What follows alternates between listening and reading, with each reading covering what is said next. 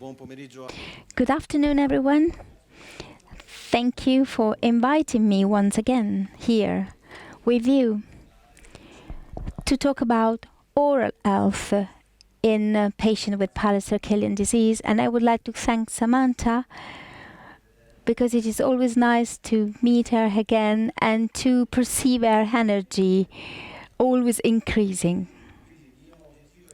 My aim today is to provide you some very practical information, but I would like to talk about some aspect that could seem not so important, but I know that they are important, especially for what concerns the management of oral health at home. I would like to make reference to this scientific work concluded recently. We have some problem with the slide. Anyway, you will see that it is a scientific work.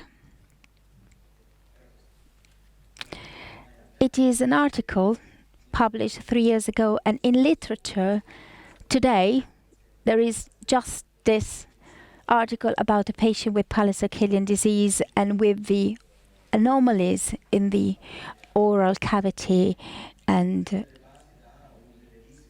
this article has been written after several examinations and during a workshop in Loiano, maybe more than 3 years ago, when 21 patients were examined, and we were able to make an investigation on a considerable, significant number of patients.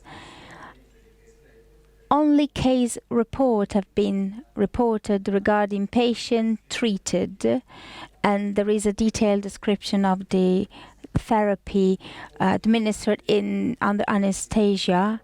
And today we try to focus on the most important elements highlighted, and the presentation is divided into 2 parts.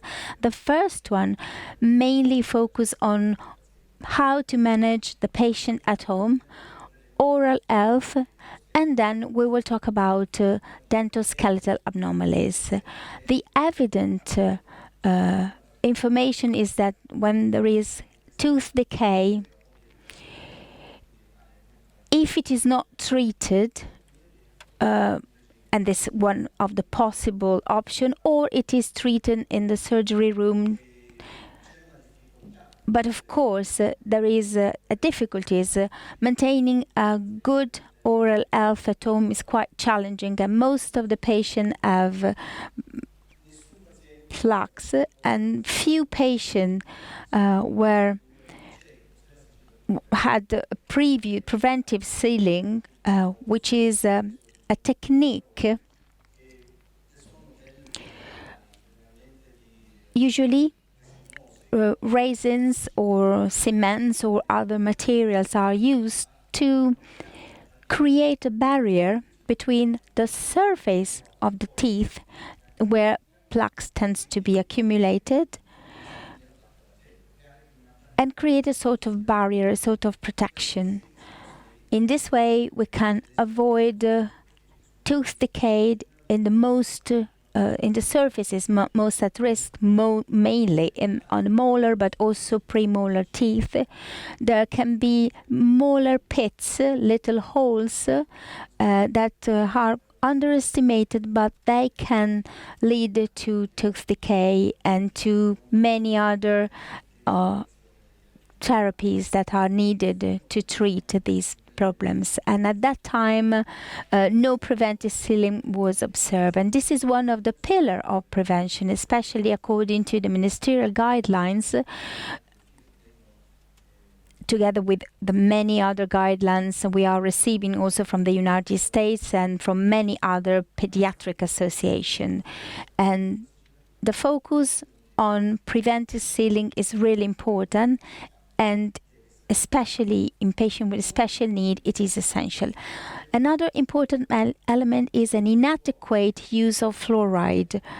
Fluoride is considered a valid ally to prevent the development of decay was very little used in the past. I'm not talking about pills or paste, which can be used if needed, and especially if there are no kidney diseases. But it must be used on the spot, that is to say directly applied on oral cavity. I will suggest you some good type of fluoride, but also at systemic level. The other important element was to analyze possible anomalies. And we have observed that there is a delayed dental eruptions, and many teeth were missing, also beyond an acceptable delay. And in literature, it is reported the presence of elements that remains, what we called inclusive or retained elements, or included because they do not come out, there isn't a correct eruption. So it was important to understand if it was a feature of Pallister-Killian syndrome, and it is important to do this kind of observation also with an X-ray of the mouth. It is not an easy exam, especially if the patient does not stand still. And most of the time we need several X-rays of the mouth to understand the situation, to understand if there is a real dental eruption delay, and if it is possible to avoid maintaining the elements in the mouth impacted, the so-called impacted teeth. We talk about oral health, of course, decay, dental caries, which damages the hard part of the tooth, of the bone. In the 70s, we consider 7 teeth in children of 12. In 1996, 2 teeth, and in 2005, only 1 teeth. And the purpose for 2020 is to reduce this level at 0.5. We are far from this goal, but what's the problem? If in the past this problem was distributed in the general population, and we could find an average of 7 teeth with decay in a 12-year-old child, today there is a sort of polarization. So most of the population with negative medical anamnesis with 0 decay, so 80% is without a decay. But in patients with special needs or with some systemic pathology, we have very high numbers. Then this average number of cases decreases, but in the majority of the population, this is the condition. So prevention is key, and we have to create a primary prevention programs, and we have to clearly identify risk factor. That is to say, all those parameters, conditions, agent, which expose the patient to the development of tooth decay. We know a lot. We know almost everything about decay. It is produced by bacteria that proliferate easily in an acid environment. So the carbohydrates favors the production of acids. And this kind of erosion takes a time. And it seems to be a banal observation, but it is not, because most of the time, due to diet restriction and due to the presence of bacteria strictly linked to dental decay, time is essential. So we should avoid giving time to this pathology to be fully developed. And we can do a lot at home, but also with professionals. And today there are many measures that can be taken to prevent this problem. Much has been said. There are lots of information in literature, but the elements we are going to focus on are the following ones. What is the cause of dental decay or tooth decay, not only regarding the teeth but also regarding the gums, and not only in young patients but also in adult patients. It is the salivary flow. Salivary flow is essential in terms of quantity and quality. A high number of cardiogenic bacteria, and I would like to underline it, is the most of the time the cardiogenic bacteria are transmitted by parents. So parents taking care of the child must have a good oral health to prevent transmitting bacterial. So most of the time the responsibles for tooth decay are the bacterial transmitted by the caregivers, and these bacteria can penetrate and finding a favorable environment.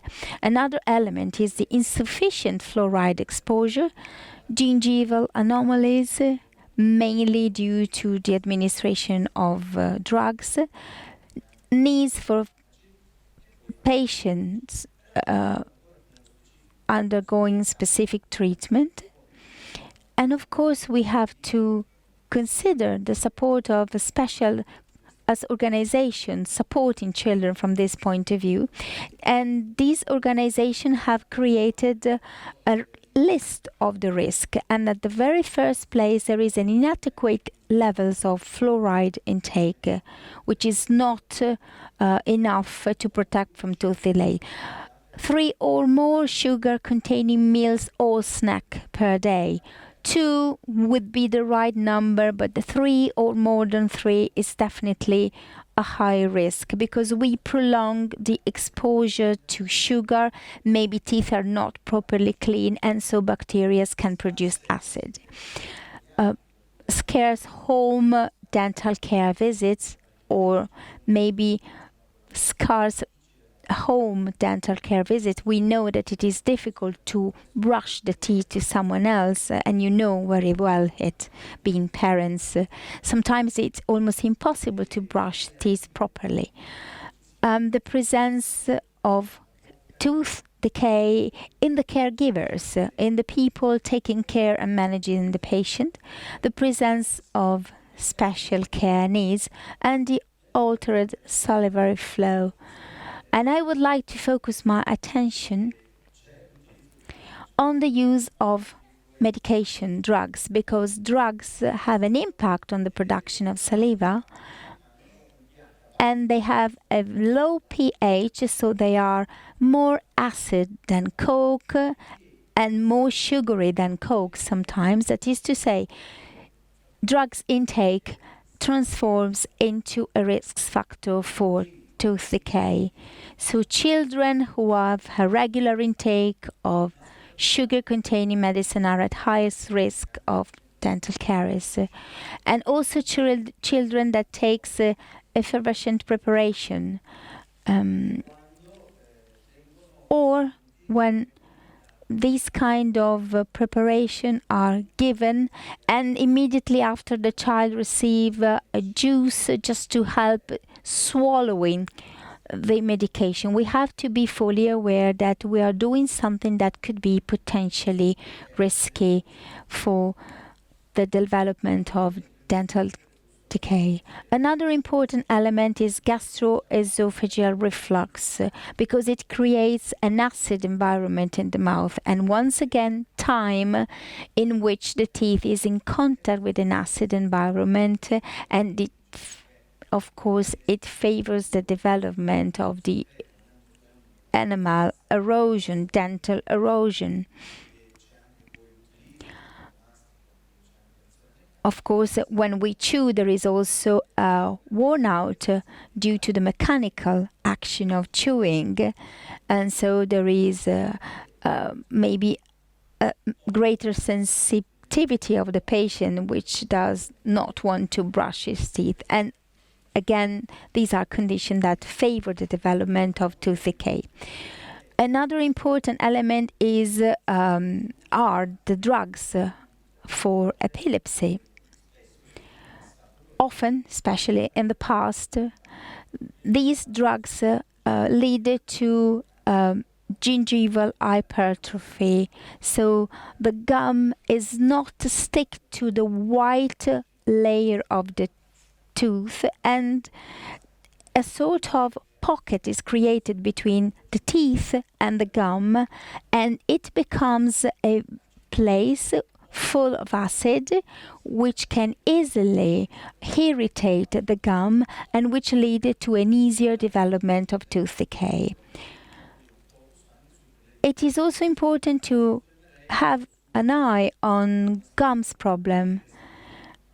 For example, those who breathe with an open mouth are more prone to develop gingivitis because they have a gingival structure very prone to develop the disease, because the disease is not present, while the gums should be covered with saliva of a good quality, possibly. Maybe in this patient, saliva is not well balanced due to the drug intake and to many other conditions. So in the end, we have also a gum problems. As you can see, it's a very long path, but one step at a time. And since the very beginning, most of all, you know it is essential.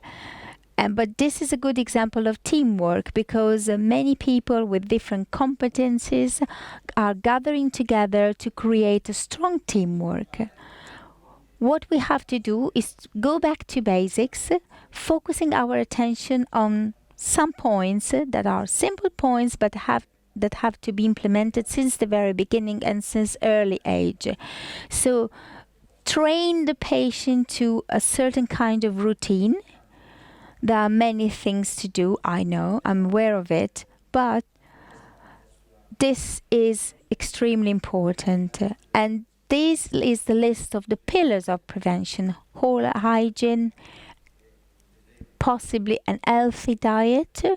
Sometimes there are food that shouldn't be used, or sometimes the problem is just the food consistency, because hard food or food full of fibers are difficult to be chewed, and they create other problems.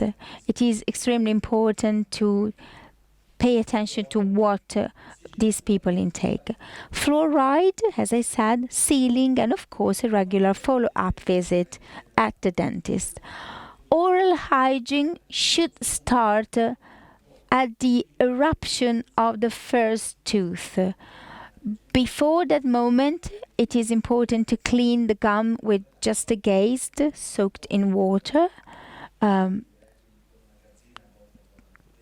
and rolled around the finger. And now on the market there are special gaze in a single sachet that already contain chlorhexidine, but you can do the same at home with some water, and you can also use a gel or other substances, but the gaze itself can be useful to remove plaques. So from the eruption of the first tooth, this oral hygiene should start.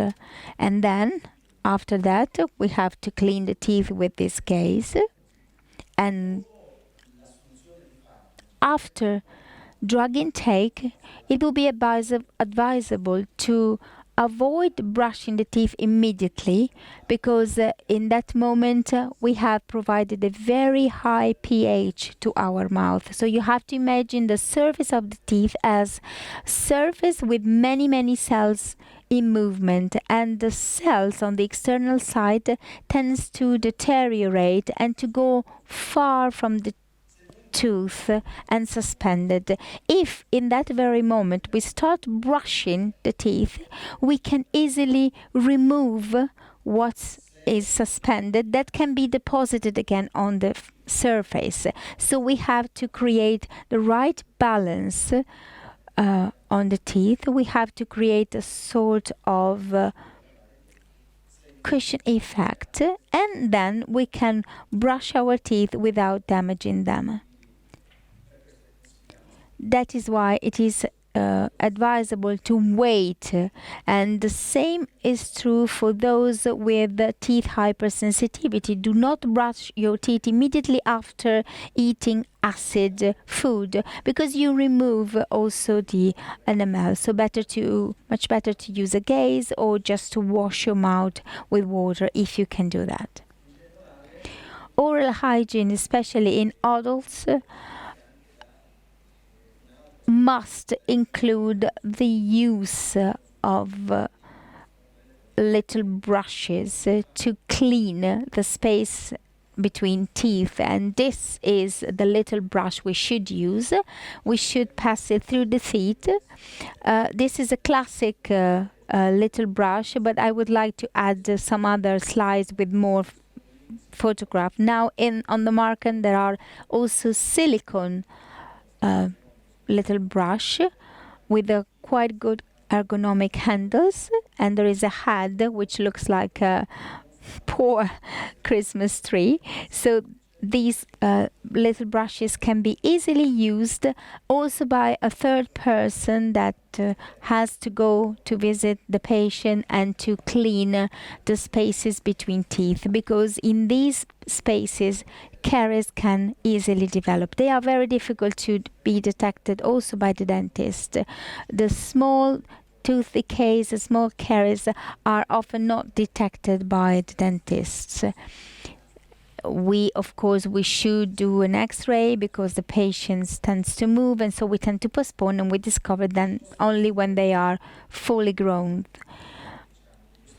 Of course, along this path we can meet some obstacles, seizure and other problems. How can we overcome this problem? First of all, considering what we use, manual or electrical toothbrush. Always electrical toothbrush if possible, because the movement are, the revolutions are higher. There is an ergonomic hand, and we'll see that sometimes it can trigger seizure. In that case, better to opt for manual toothbrush. So if you see that the electrical toothbrush triggers a seizure, please opt for the manual one. Manual toothbrushes should be used, and it is important to teach the patient to use these tools, of course, always under the surveillance of the parents. I have seen parents washing and brushing the teeth to their children, but supporting them to handle the toothbrush, just put a tennis ball at the very bottom of the toothbrush, or you can try to modify the handle as you would modify it to make it easier for your child. For example, you can use the handle of a bicycle or any other support just to help the teacher, maybe without easy use of hands and dexterity. In presence of reflux or acid in the mouth, it is extremely important to use chemical substances also applied with the gaze.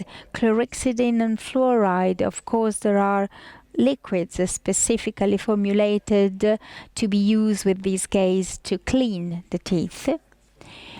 Of course, we have a mechanical action together with a chemical action. We can also combine fluoride and chlorhexidine. Today it is possible. It was not possible in the past. So it is possible to have additional help. And for the reflux, or in case of drug intake, we strongly recommend the use of a gaze with some water and baking soda, because it diminishes the acidity and the environment become immediately more basic, and this is really beneficial for the health of the mouth. A tip of baking soda and water, and that's enough. which is the right position? Of course, if you have to bend to brush the teeth, much better to work in pairs, just to control the patient's hands, while the other person keeping the patient from behind and supporting the chin of the patient with one hand brushes his or her teeth from the back. A position very similar to the position we have at the dentist. And after talking with few parents, I have considered the fact that the patient doesn't open the mouth, so we use rubber tools to open the mouth of the patient and to keep it open. They are made of rubber with a metal core, so they are quite resistant. But at home, you can use them.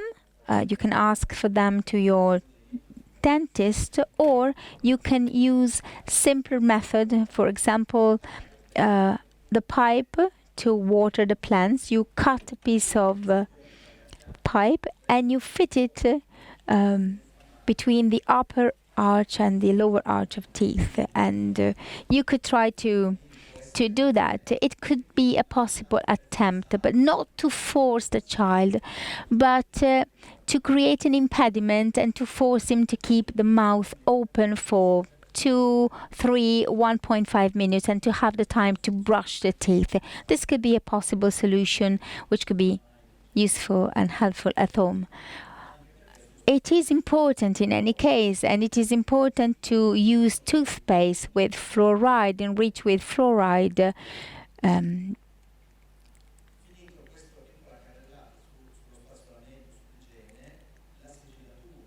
Another important element is the sealing. This is an image of a temporary sealing, while at the bottom you see a permanent sealing, but also for deciduous teeth. So if we have a patient with high risk of developing tooth decay, we can seal also deciduous teeth, and it can be done as a preventive measure. If it is well done with a very good isolation, it can last for years.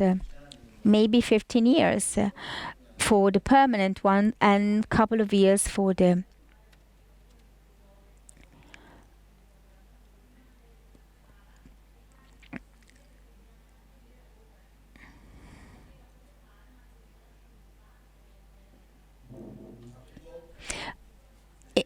in that case, it is useful to open the mouth, to suck the saliva, and to seal using a special cement which is not resistant as the resin sealings product, because it is easily worn out, but it is less sensitive to humidity, and we very commonly use it. They are hard. These cements can be also colored, so you can clearly see where you have put them, and they can be colored in any case. And we use them also for those patients that can cooperate, that can collaborate, and that they could have the correct isolation of the mouth, the sheet that should be used. But we use this technique when it is not possible to isolate the tooth, and it lasts for a while, and of course it protects. Of course, it can be easily removed, but for the period in which it remains on the teeth and it is not chipped, it can be a great help. So if it is chipped by mistake, it can be easily replaced. If you have reflux and you can't properly clean the teeth, using also a temporary sealing is a very good opportunity, a very good suggestion to remove the plaque to be there. It is an additional barrier. Also, the diet is important. It is important to reduce the sugar, and also the consistency of food is important. I don't want to talk about health and about diet because there are other professionals in charge of that, but remember that it is important. I would like to give you a few information on the fluoride, which is extremely important because it remineralizes the tooth, and so the tooth can acquire the lost molecules.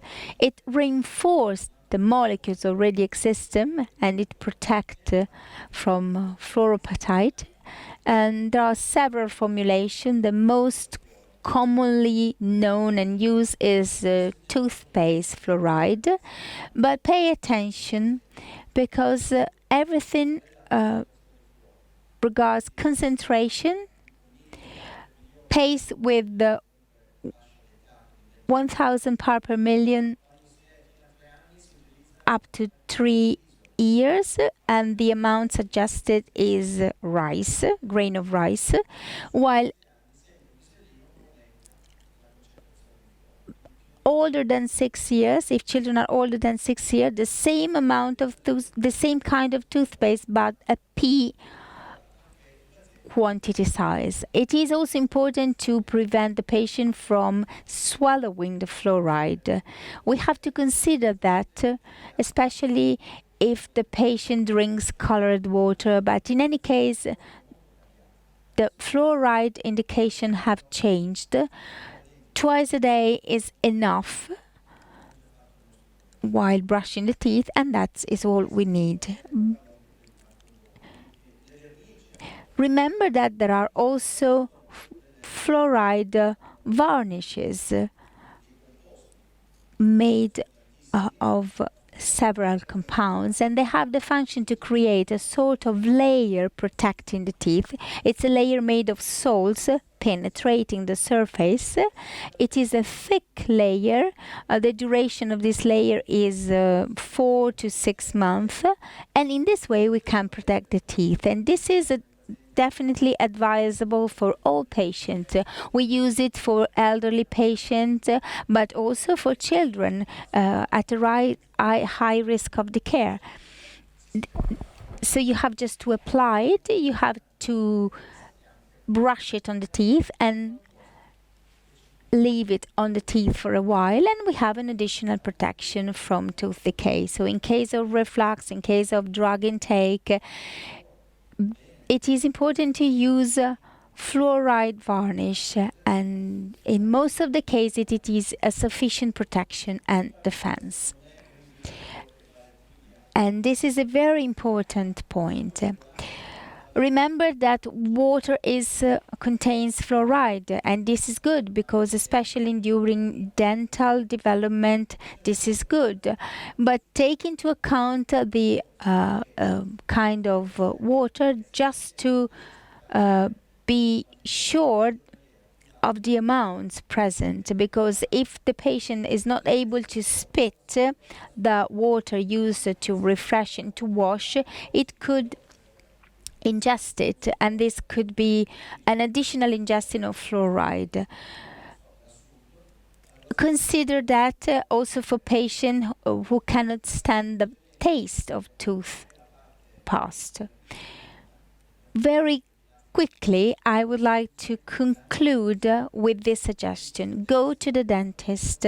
Dentists must be trained. Sometimes dentists can be worried about the complexity of the problem. Of course, it's a daunting task, but it is important to go to the dentist since very early age, and so the child gets used to the different operations that the dentist can do, brushing and polishing. It must be a routinary activity, and the patient should be seen at least twice a year. We strongly suggest every 4 months.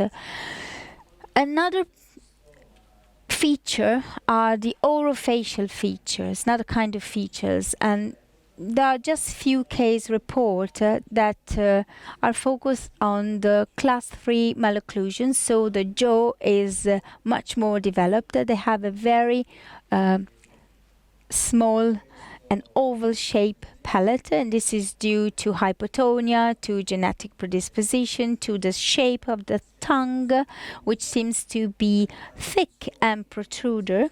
It is due to function or to instinctive position, that is to say, keeping the tongue in a specific position. The palate becomes more and more narrow because there isn't the action that should be carried out by the tongue, and so the final result is malocclusion.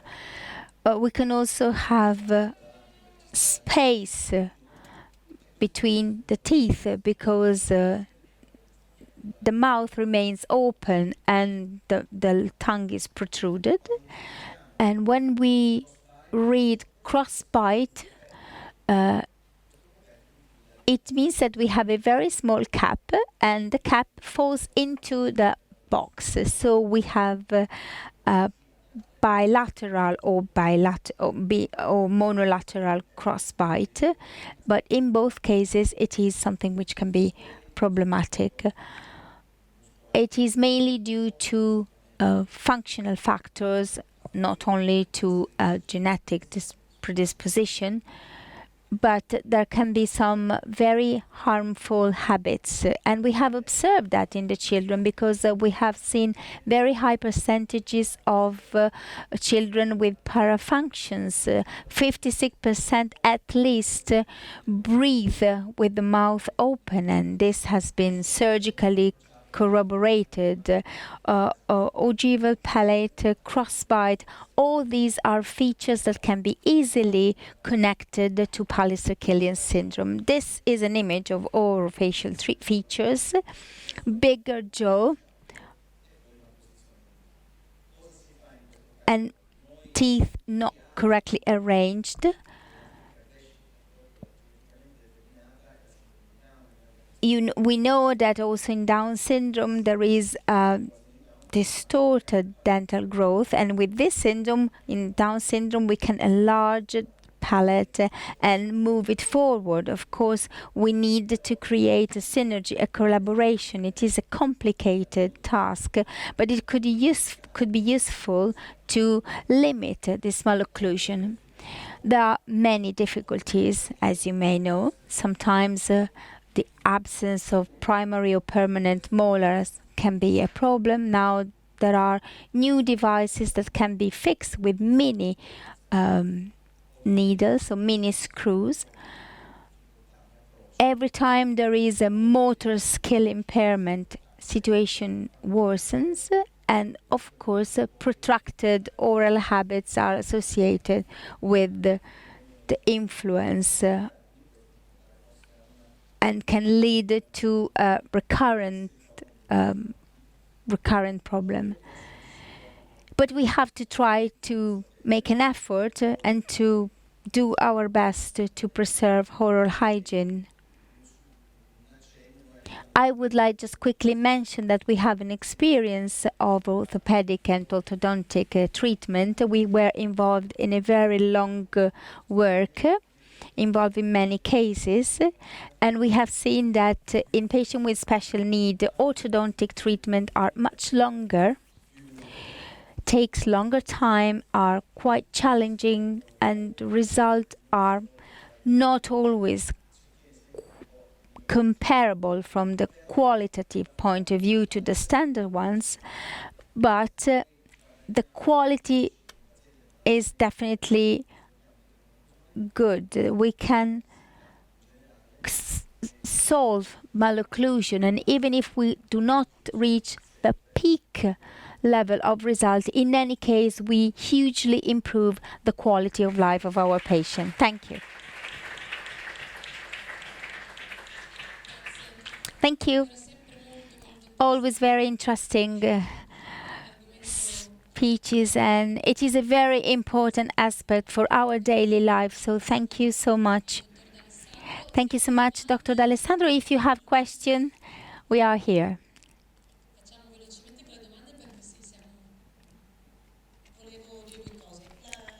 Just few words. To clean our daughter's teeth, I don't know if we have the right method. We wash the teeth and then we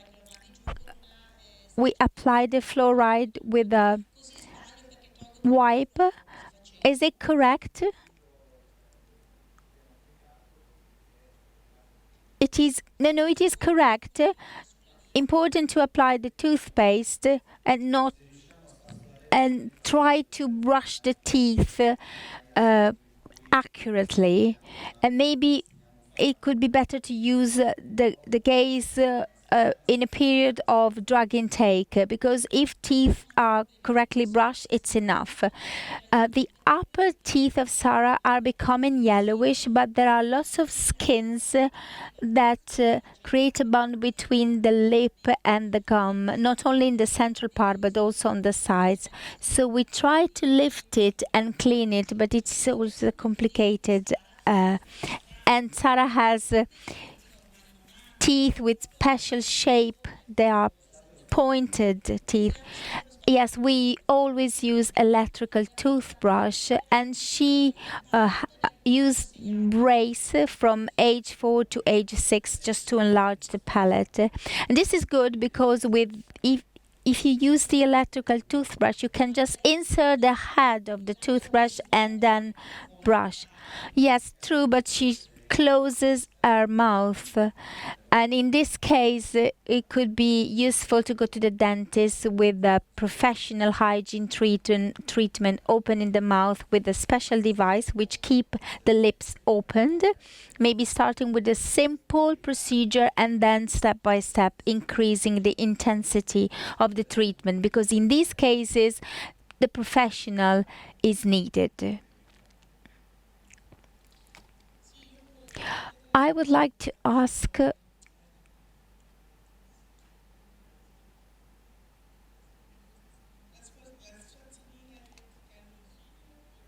I would like to use the electrical brush, but my son is full of tartar in the bottom of the mouth, and there's a lot of saliva, a very abundant saliva flow, and sometimes we have to go to the dentist to do that. And he uses the mask with the nitrogen. If possible to do that treatment, and if he can wear the mask, this is the best option. This is quite normal, and because in the backside of the mouth there are the glands, and so there is an abundant production of saliva. When chewing is missing, usually in the backside, lots of plaque is accumulated because the food is not properly chopped, and it is a very common event. So what you can do is using the little brush. There are also special toothbrush. They are very long and they have a tip very similar to a brush. If you can use them, you just have to pass this brush horizontally just to remove the very recent plaque which is formed, and it will be enough to do it at least once per day, maybe in the evening, to reduce the amount of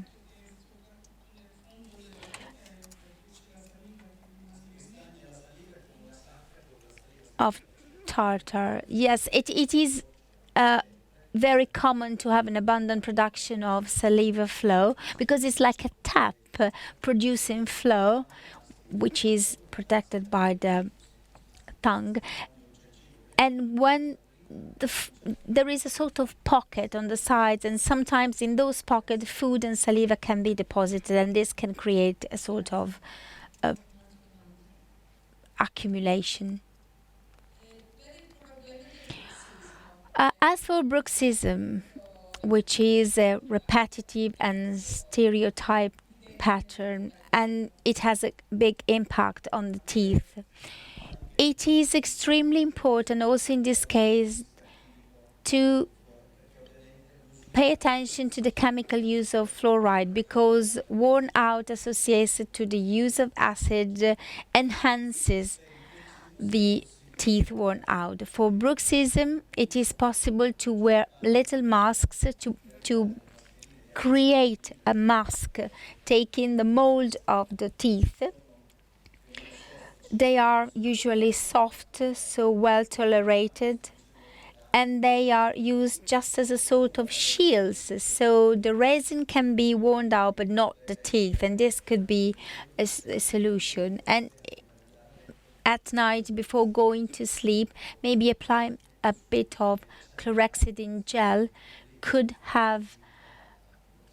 perform a protective action, but creating protection is the only one way, and this of course depends on the patient, depends on his ability to resist with a sort of device in the mouth, because sometimes it can be rejected. But a simple mask, not a bite, because bite is something different. I'm talking about a very simple mask, but it is important to take the mold.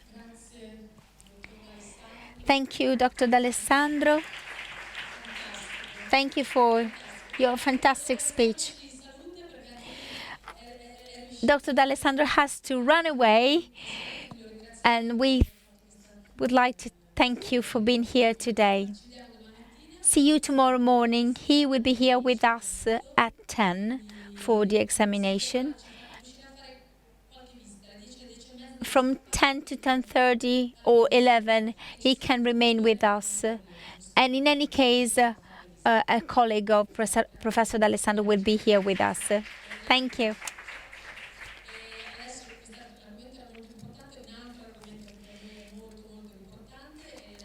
Another important topic is the one presented by Dr. Scarano.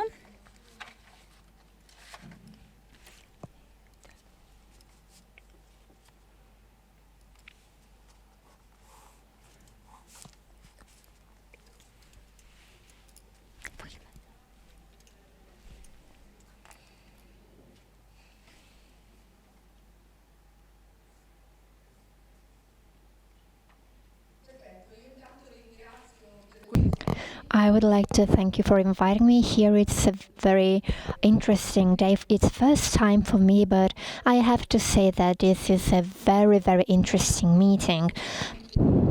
I am in charge of rare diseases and endocrinologies, and I'm going to talk about pubertal development today. We do have very few data. What is puberty? After birth, puberty is for sure the most difficult time of a person. It's a passage from being a child to being adult, and there are a lot of changes from the physical and emotional and hormonal point of view.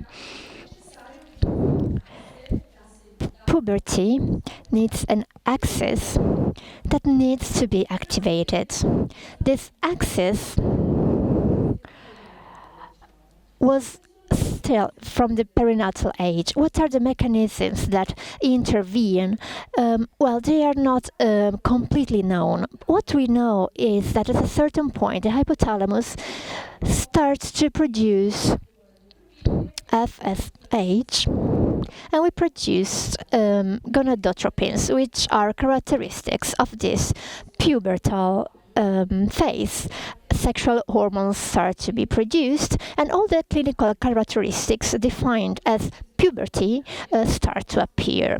This hormonal stage has clinically been described in 5 stages. So the increase of the testicular volume for male and the telarca, so increase the breast for female. There are physiological times for puberty in females from 9 to 13 years old. There is a peak of growth after 1 or 1.5 years after the appearance of bilateral breast. We define pubertal spurt, the increase in height that is about 20-25 centimeters in females. In males, puberty starts a little bit later, from 10 to 14 years. The testicular volume increases. The pubertal spurt is a little bit higher in this case.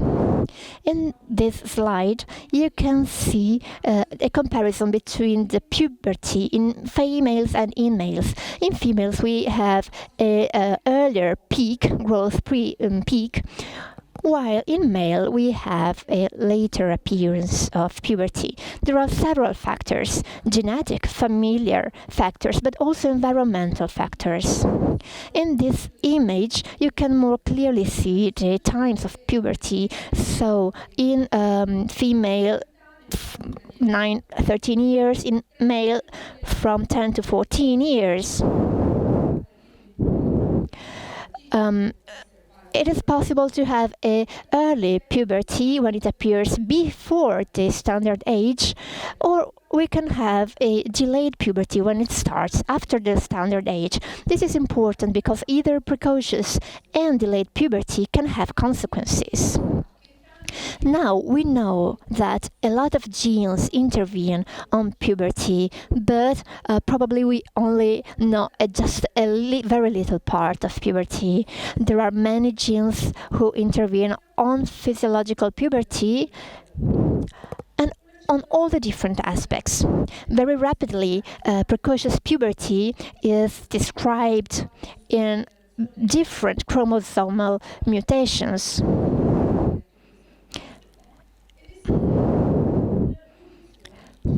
And it also is present in monogenic conditions. Why is it important to identify precocious puberty?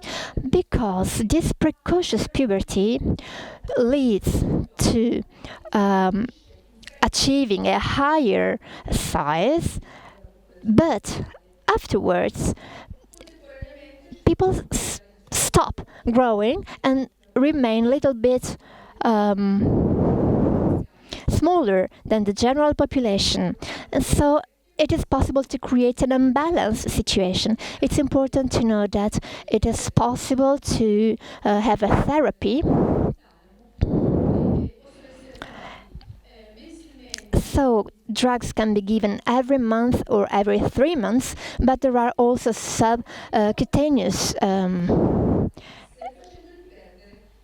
devices that can be used. There are also genetic causes for delayed puberty. There are a lot of pathologies of diseases that can cause delayed puberty. And there are also monogenic conditions which cause a delay in puberty. What does this imply? A delayed puberty implies the fact that at first the child is smaller with respect to the others because he doesn't have a growth peak. This gives the problems of acceptance of himself or herself. So it gives a psychological problem, but the lack of sexual hormones has an effect on the muscles.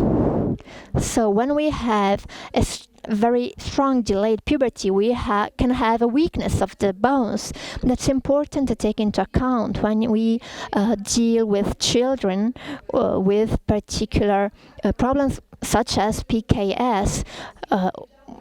Children who sit in a particular way always have to stay in the same position. So in this case, it is possible to intervene with a therapy. There are different kinds of therapies available. What's important for now for us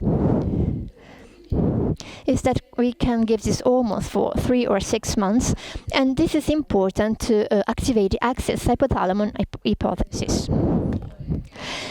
This was just an introduction, so now we can start to talk a little bit about the Pallister-Killian syndrome.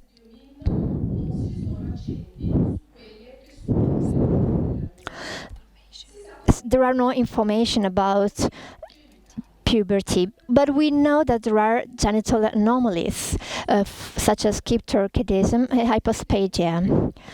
They are also in females. There are genital anomalies.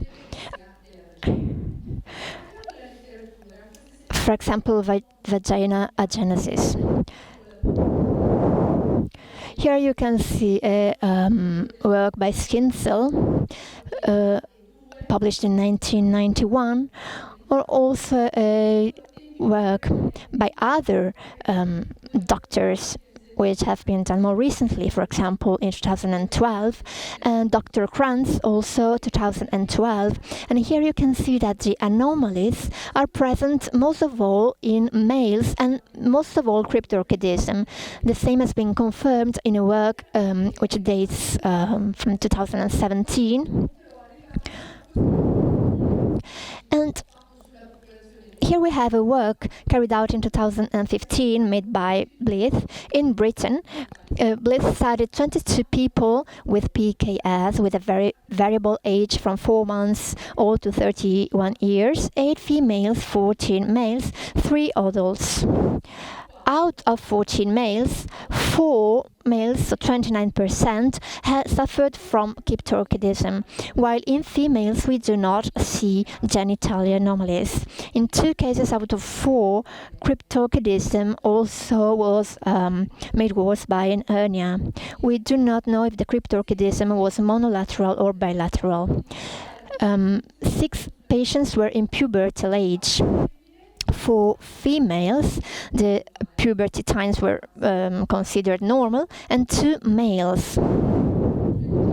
One was 13 and it didn't show any sign of development of puberty, and the other showed the first pubertal signs at 16.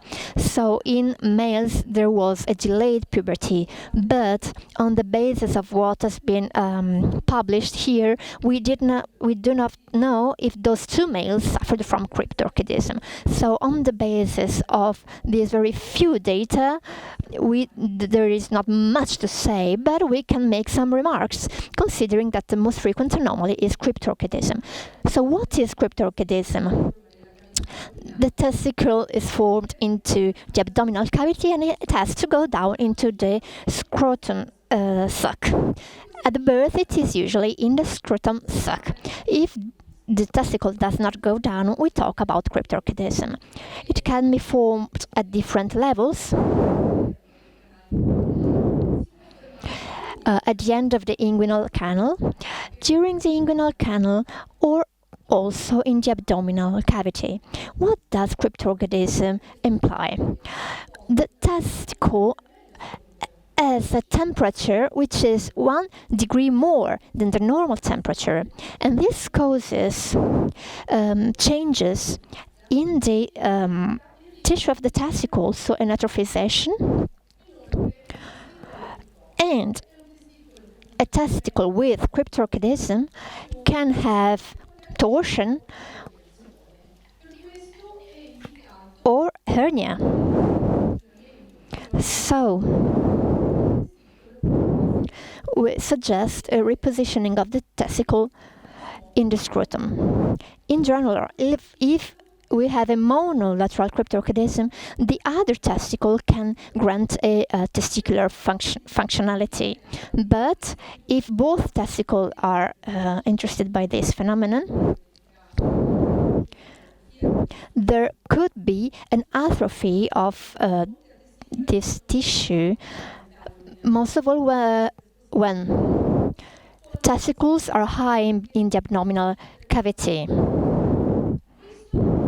And this can bring to an hypogonadism.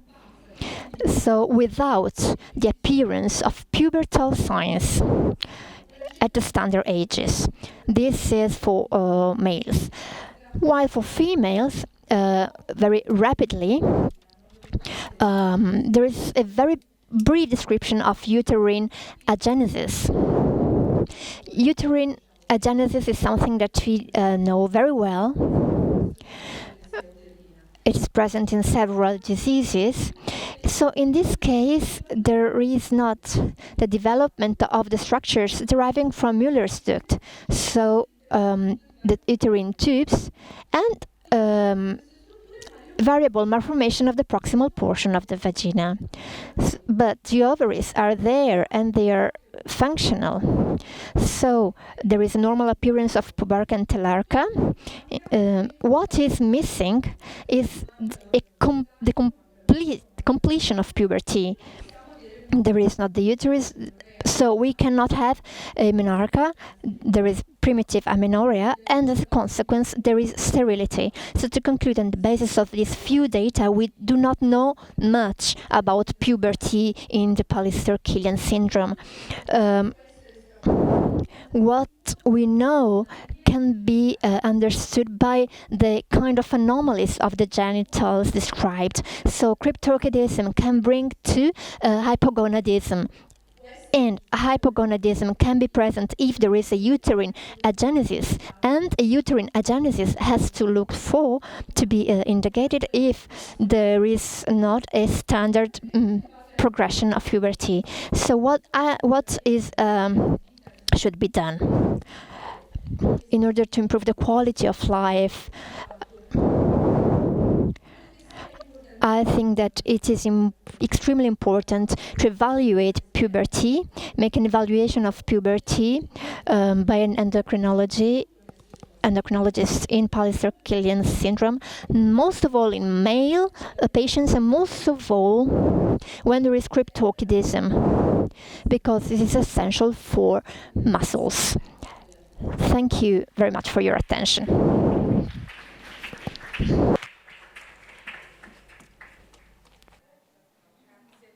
Grazie, dottoressa Scarano, grazie davvero. Thank you so much, Dr. Scarano. Any question? One question. Federico is 22 and he had a delayed pubertal maturity. We have never recurred to surgery. Both testicles are present. One has descended, the other one not, but is mobile. Is it enough to make a scan once a year to see if the morphological structure changes? Because we are aware that the risk of degeneration is always present. Yes, I definitely suggest an annual scan by experts, because it is also a clinical evaluation, because also consistency can give further information, and of course hormonal dosage to have additional information about the function if it is adequate.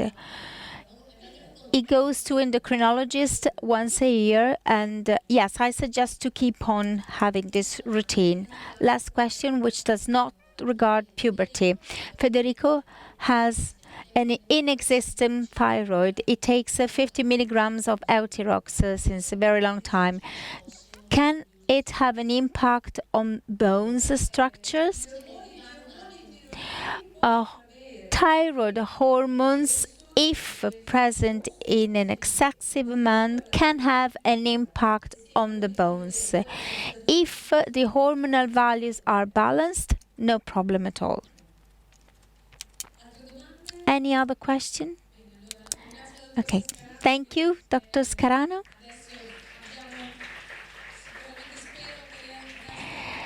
We hope to have you with us and to involve you also in the future and in the next meeting. And now I would pass the floor to our technician. In the meantime, I would like to introduce Engineer Alessandra Camerini from Telethon Foundation. She is a mother of a child with glutuno, which is a different syndrome, different from Pallister-Killian. But she knows very well what we've been through when we received the diagnosis and we had to reprogram and replan our working, family life, and she can help us to give some food for thought. First of all, I would like to thank Samantha for inviting me. And I would like to thank all of you, because actually you will devote some time to listen to my personal story, which is a very simple and common story, and it is very similar to the story of the majority of you. But I hope to give you some information to face the future path in a better way.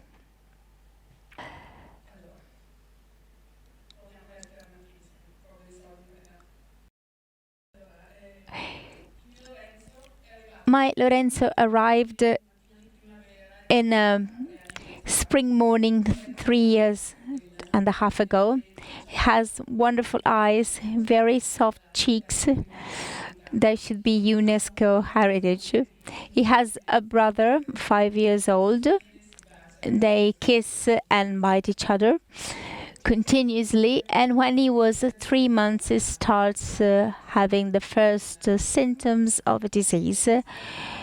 We were about to approach the very long diagnostic process, and we had the diagnosis, thanks to Dr. Veri, after 1 month, and the diagnosis was of a very rare disease. It was totally unexpected.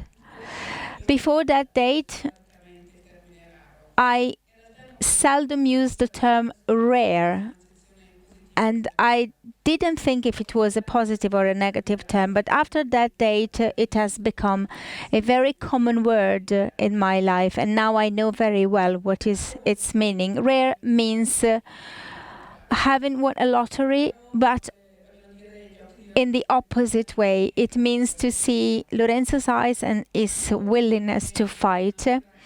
It means to change suddenly everything in my life. I'm an engineer and I come from Bergamo, and I'm used to plan and to have everything under control. But when you have a child with a rare disease, thinking about the future becomes difficult, almost impossible, and it's a lot of suffering. So you don't want to have a look at the future. You start focusing on the present, and you start understanding and appreciating every single micro improvement, but for you are a huge improvement. You start breathing your child, because you have to breathe him. A rare disease diagnosis forces you to change point of view. At the beginning you have many problems, then suddenly you have just one problem. Before that you live of perspective, after that you live of gratitude. Before that you live with your head up, chin up, and after that you need very strong shoulder. Before that moment you think you are able to control your life, and then you see that life is just a precious gift. You stop complaining. After that you know that you can't see the glass half empty or half full, but that you have to fill that glass continuously. My husband and I, we started fighting immediately. We wore our best trainers, because we immediately understood that we had a very tough, sometimes impossible path ahead of us.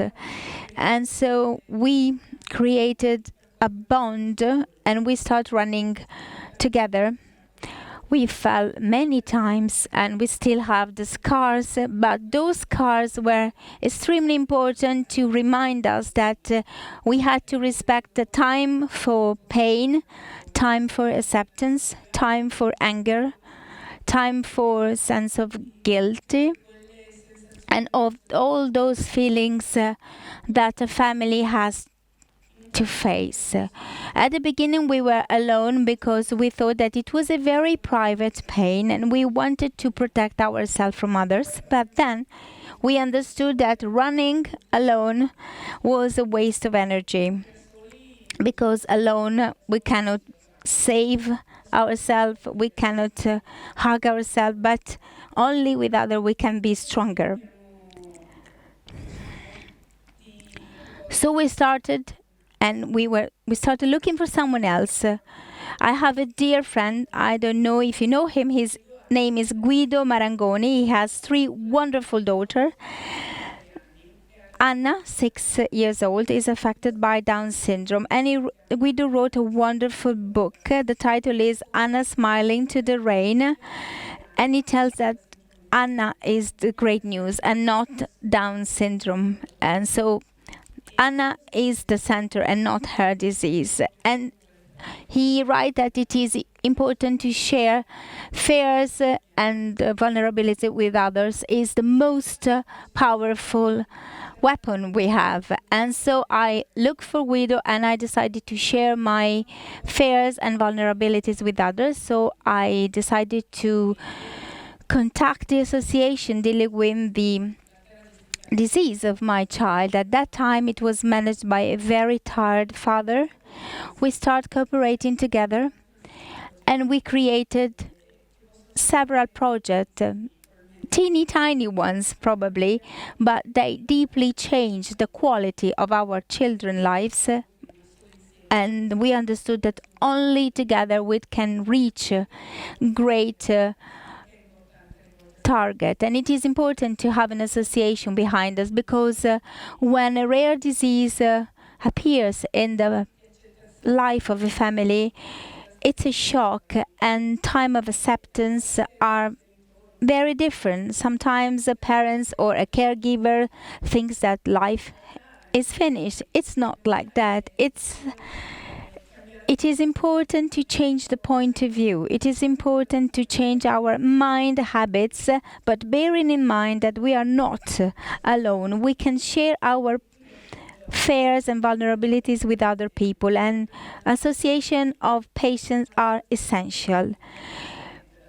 But association of patients do not mean the president of the association. In an association, every single member, every little contribution, every dissemination is key, is essential. Talking about your experience, sharing your experience, creating a network is essential. Each one of it with its own forces and with its own possibilities. And we have to do that for many reasons. I've tried to create a list of these reasons, because we are responsible for others, because everybody has the right to chase his own dreams, because every new arrival is a new beginning, because we have to be fully committed to conquer our life and to give a voice to our children's need and to reaffirm their existence, their uniqueness. And it's not the disease that determines the value of their life.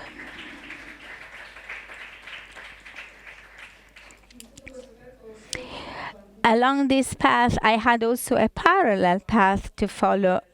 After a few days after diagnosis, I was walking in Milan with my child, and I arrived in front of Telethon Foundation. I don't know how I arrived there, but I rang the bell, I entered, and I told them my story, and they were there to listen to me. I knew very little about Telethon before that meeting.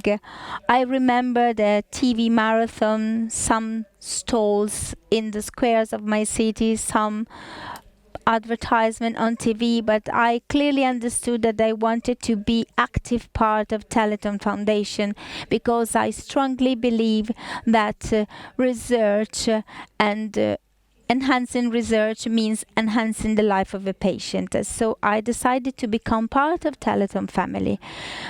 I became a regular donor at first, then I started distributing biscuits to my friend. My house was full of biscuits, like in a famous Italian movie. Then I started selling and distributing chocolate hearts in the squares, and then I participated to the TV marathon together with my son and my husband to tell my story, but it was not enough.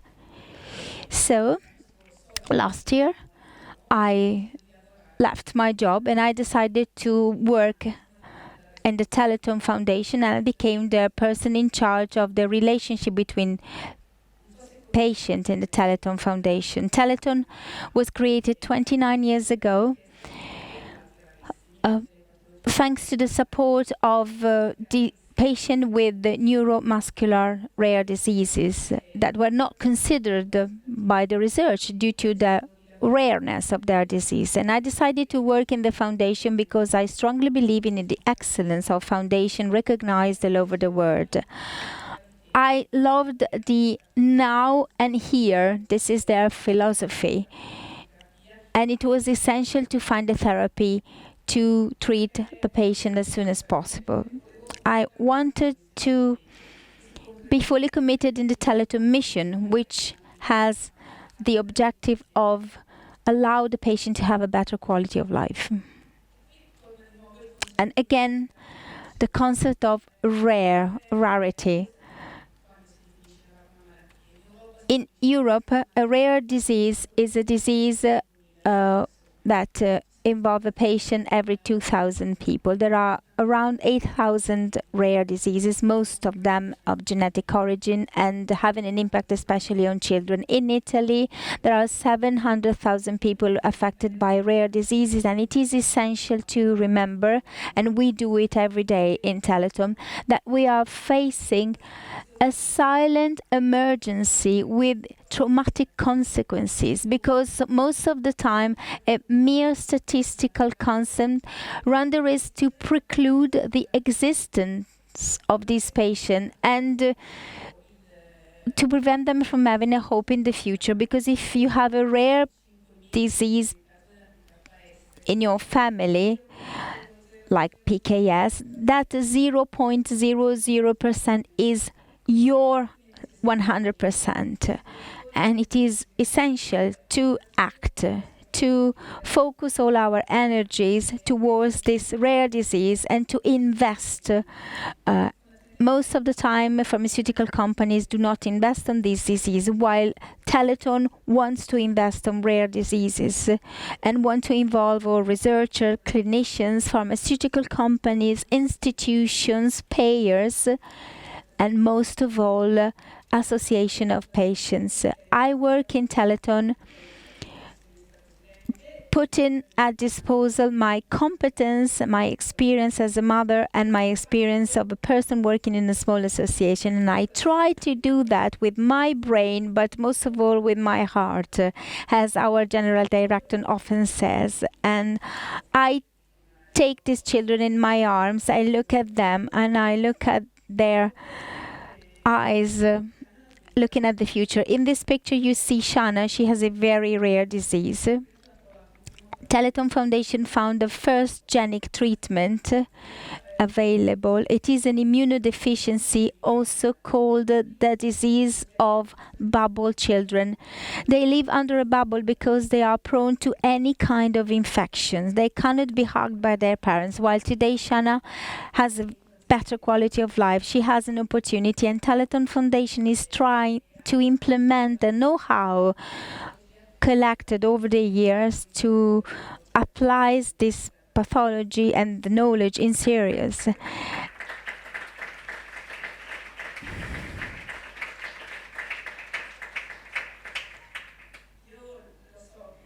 I know that my life is like the life of many of you. You know that it is life made of pain, tears, dreams, hopes, desires to transform a dream into a reality. So my message for you, my take-home message for you is up to us to decide to transform our limit into opportunity or into obstacle. And what is most important is to keep on fighting.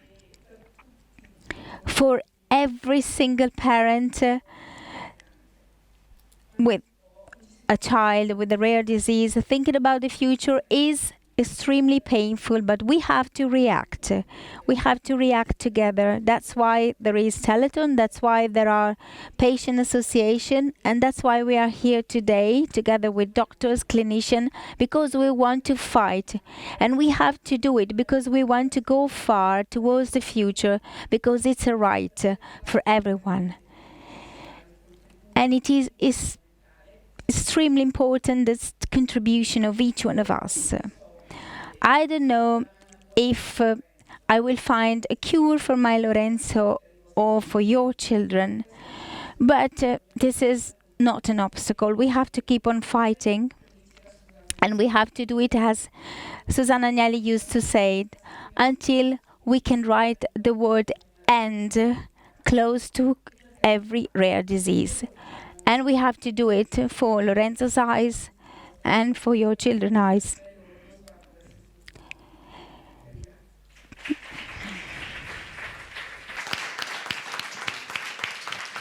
Beh, insomma, grazie Alessandra, veramente tu pensavi di... Thank you, Alessandra. I wanted to show us the video, but actually the same effect of the video has been given by your words. I've seen tears on the eyes of everyone, so thank you.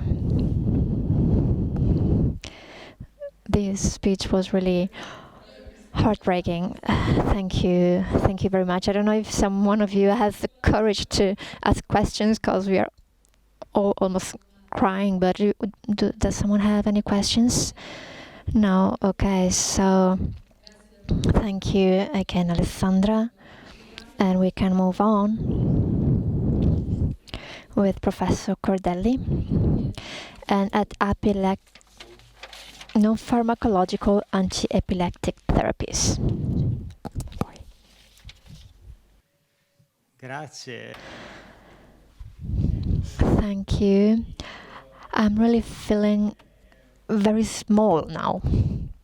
Very, very small. And I'm really, really touched by Alessandra's speech, by what Alessandra said. I would like to talk very briefly about non-pharmacological anti-epileptic therapies. The association requested me to do so. We have to say that this kind of therapies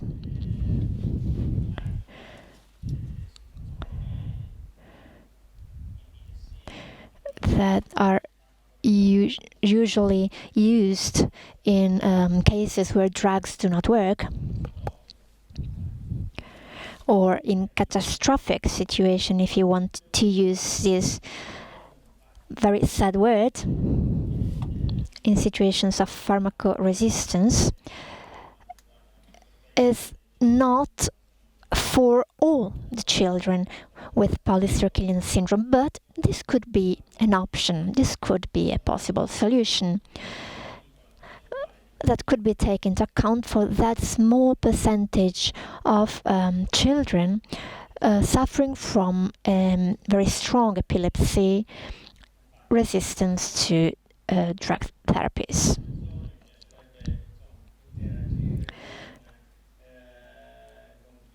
Then I would like to talk to those who have a direct experience of these therapies, also with my colleagues, in order to be able to give you more detailed information. The basic therapy for epilepsy is a pharmacological therapy. When a person needs a therapy, we always start with a pharmacological therapy.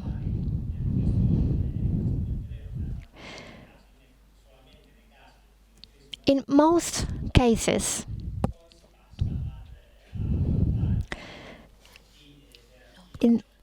where seizures are not controlled, we pass to alternative approaches, such as surgery, which can be curative, and I will tell you more about this.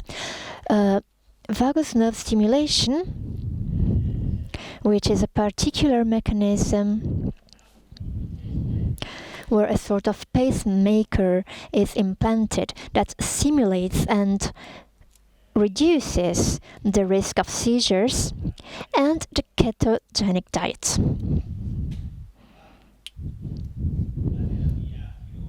The surgical therapy, very briefly, is an option that in the case of epilepsy in Pallister-Killian syndrome,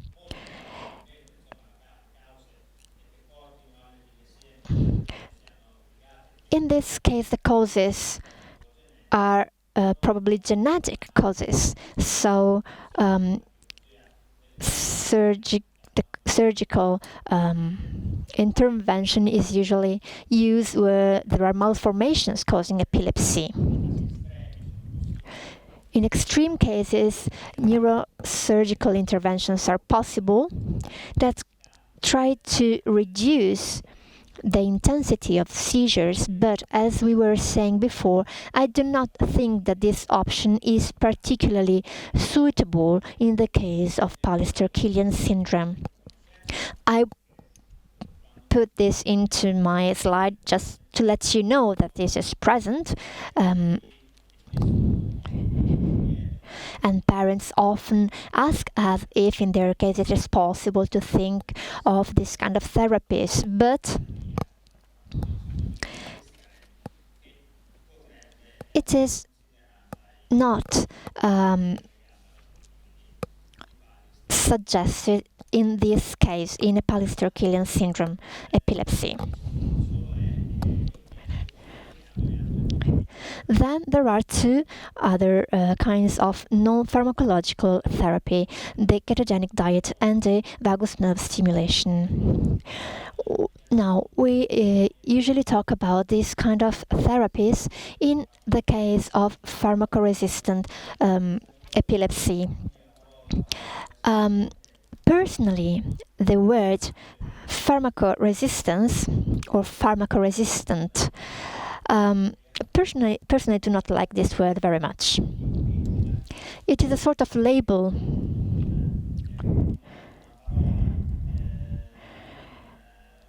A sort of one-word label given to a person, and I do not like to use this word with families because pharmacoresistant does not have the meaning that it suggests when we first hear this word. Pharmacoresistant, if we want to give to this word a meaning of everyday life, means actually an epilepsy that has a difficult pharmacological treatment, because we know that there are many patients who respond to epilepsy after the second, the third, or the fourth therapy. It's a difficult treatment that could medically be defined pharmacoresistant. They are when doctors talk among themselves. But these are the situations where non-pharmacological therapies could actually be used. Another important topic to talk about is then when we talk about epilepsy that is difficult to treat, we have to see if the treatment that we use was adequate, appropriate to that kind of epilepsy. And as we heard this morning, it is essential to define the kind of seizure, the kind of epileptic seizure, the kind of treatment that's more appropriate, that's more adequate, because not all therapies are adequate for all seizures. In certain cases, some therapies can even worsen the seizures. So, when we talk about difficult situations to be treated, so pharmacoresistance, we also have to take into account the fact that maybe the wrong therapy was used. A therapy that was not the adequate one. Or maybe the drug given was not appropriately absorbed by the person. So there are a series of options to take into account before thinking that pharmacological therapies cannot be used or are not the appropriate ones. Then, another important element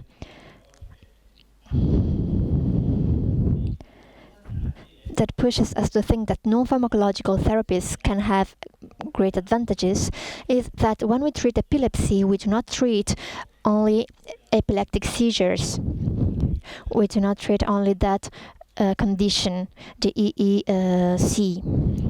We try to improve the quality of life of the patient and of the patient's family. So the fight against the epileptic seizures is a fight that cannot be done using excessive weapons. I mean that we have to get to controlling the situation with low side effects, improving the quality of life of the child, because if we reduce the seizures but then the child sleeps all day long, we worsened the quality of life of the child. We didn't improve it. So these aspects are aspects that we always have to take into account when talking about epilepsy treatment. In this slide, you can see what is our experience.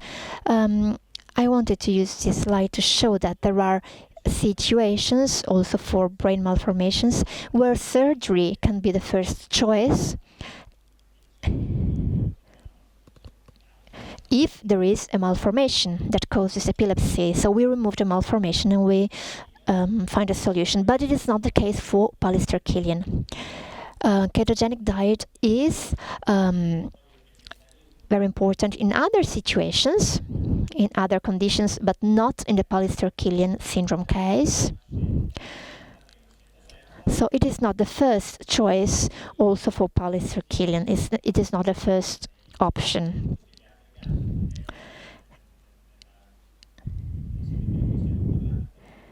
In all the other cases, and for PKS, this is the case, there are therapies where drugs can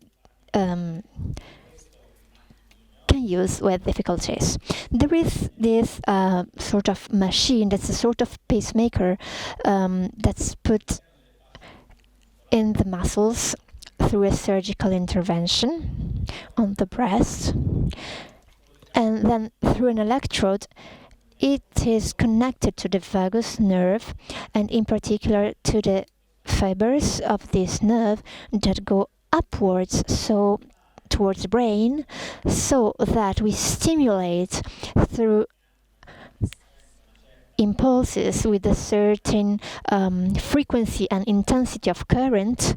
We stimulate this nerve and we change the excitability of the cortex. So this is the basic principle, a modulation of the excitability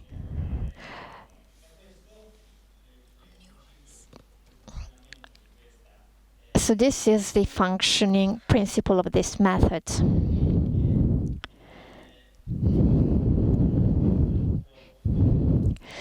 And there is also another mechanism. We use this device that stimulates the vagus nerve as a drug. It has a different mechanism, but the principle is the same. So it has to reduce the risk of seizure, so the epileptogenesis. And on the other side, there is also a magnet that has a possibility to activate this pacemaker.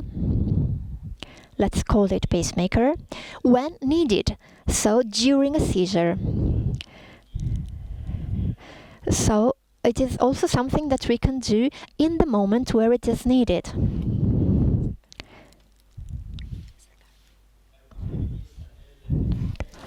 From the point of view of practical aspects, the patient needs to be a patient that has a long history of epilepsy, difficult to be treated, without heart pathologies, and without apneas.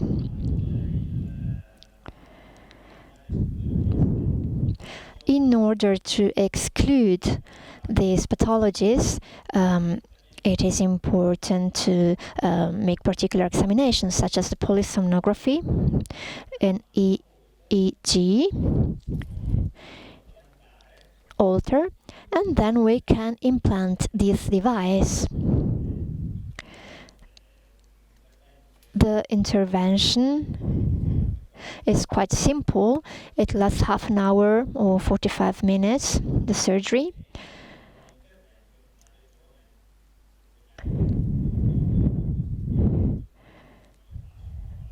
And it is made in the muscle.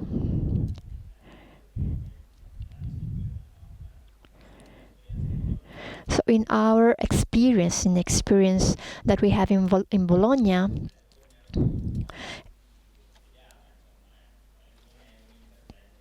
pediatricians or neurologists, surgeons can do this. It's a quite simple surgery, actually.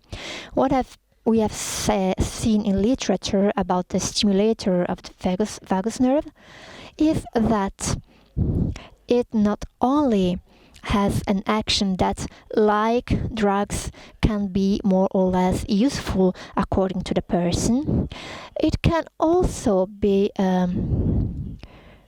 very useful in some aspects from the cognitive and behavioral point of view in children. In many patients, and this is well known in literature, in many patients we have seen that they are the steadiness increased, they are more happy, and one of the main advantage that we can have in these situations, most of all in cases where children have pharmacological drug treatments, the possibility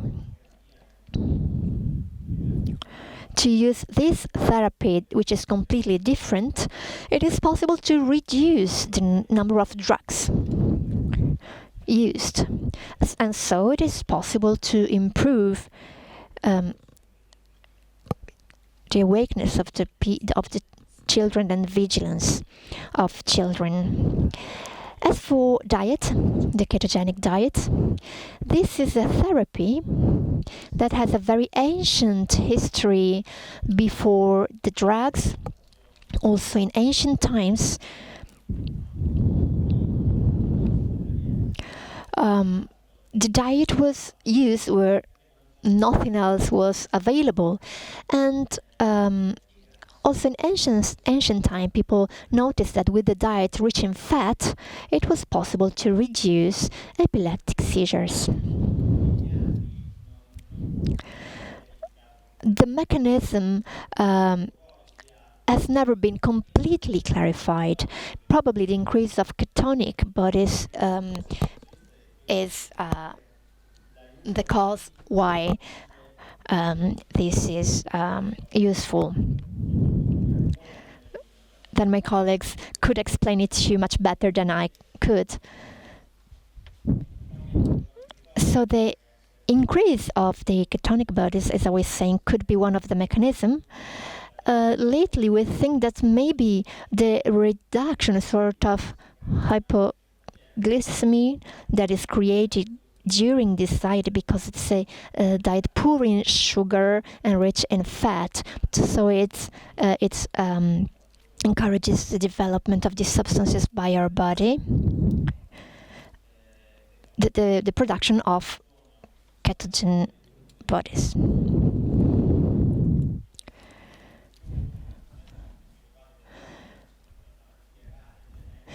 There are genetic diseases where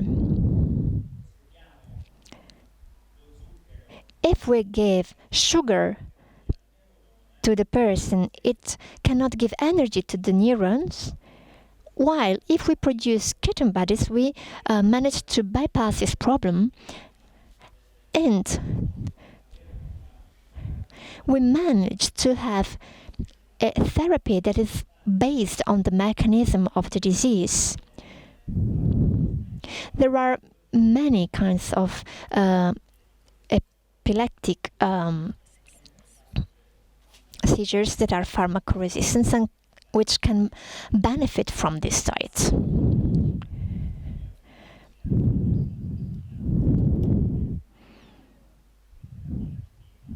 But this is not the first choice. There are also some contraindications. I'm not describing into details all these aspects. But we have to say that there are cases where this diet is not appropriate, is not useful, and worsens the situation. This image shows you what, in theory, is the food pyramid, that's the most appropriate in the case of normal diet and in the case of a ketogenic diet. As you can see, it's an inverted, upside-down pyramid. So at the base of the ketogenic diet, you can find all the food rich in fatty food.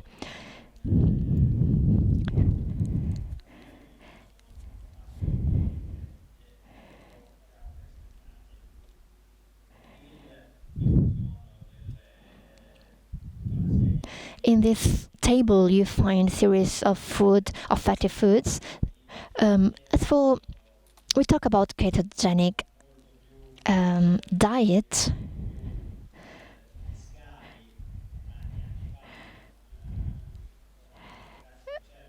Now, in this case, for this food, nowadays, with respect to the past, we have understood that it is not necessary to follow always very strictly a diet. So there are different kinds of diet which can include different quantities of foods. But it's not essential to be too much strict. There are a lot of different possibilities in putting the various foods into a diet. And there are different implications on everyday life.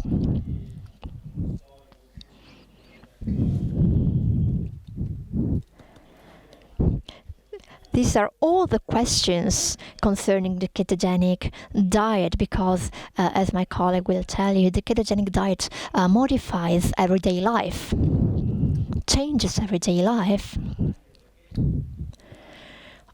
Also because not all the drugs are allowed, most of all syrups which contain sugar. They cannot be taken because they can unbalance this diet, the intake of sugar in the diet.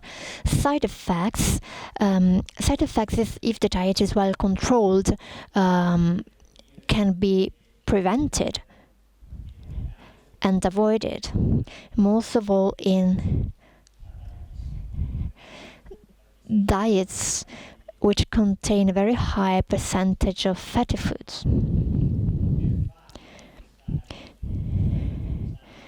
In order to follow this diet, it is essential to make some examinations in order to check if the person has problems which maybe make it impossible to follow this diet.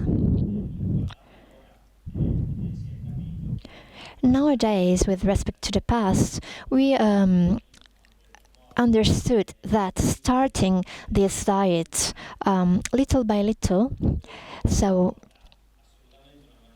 not immediately from one day to the other, it is better because it brings more visibility to the child and to the family. It is easier. Now we are gradually increasing the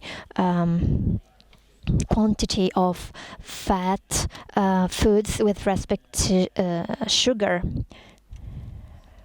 in order to achieve the correct balance without creating particular problems. once the diet has been is followed, it is necessary to make checkups and make a follow-up to check that everything is okay.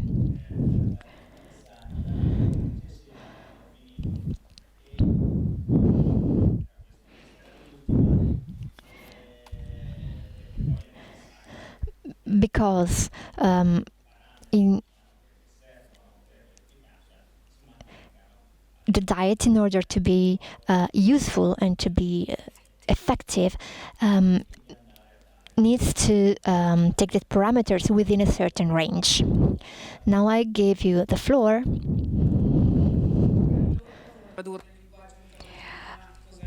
I will try to explain what the ketogenetic diet is using a very simple word. It is also called fasting, miming fasting, and it tries to simulate what happens in our body when we are fasting. How can we do that?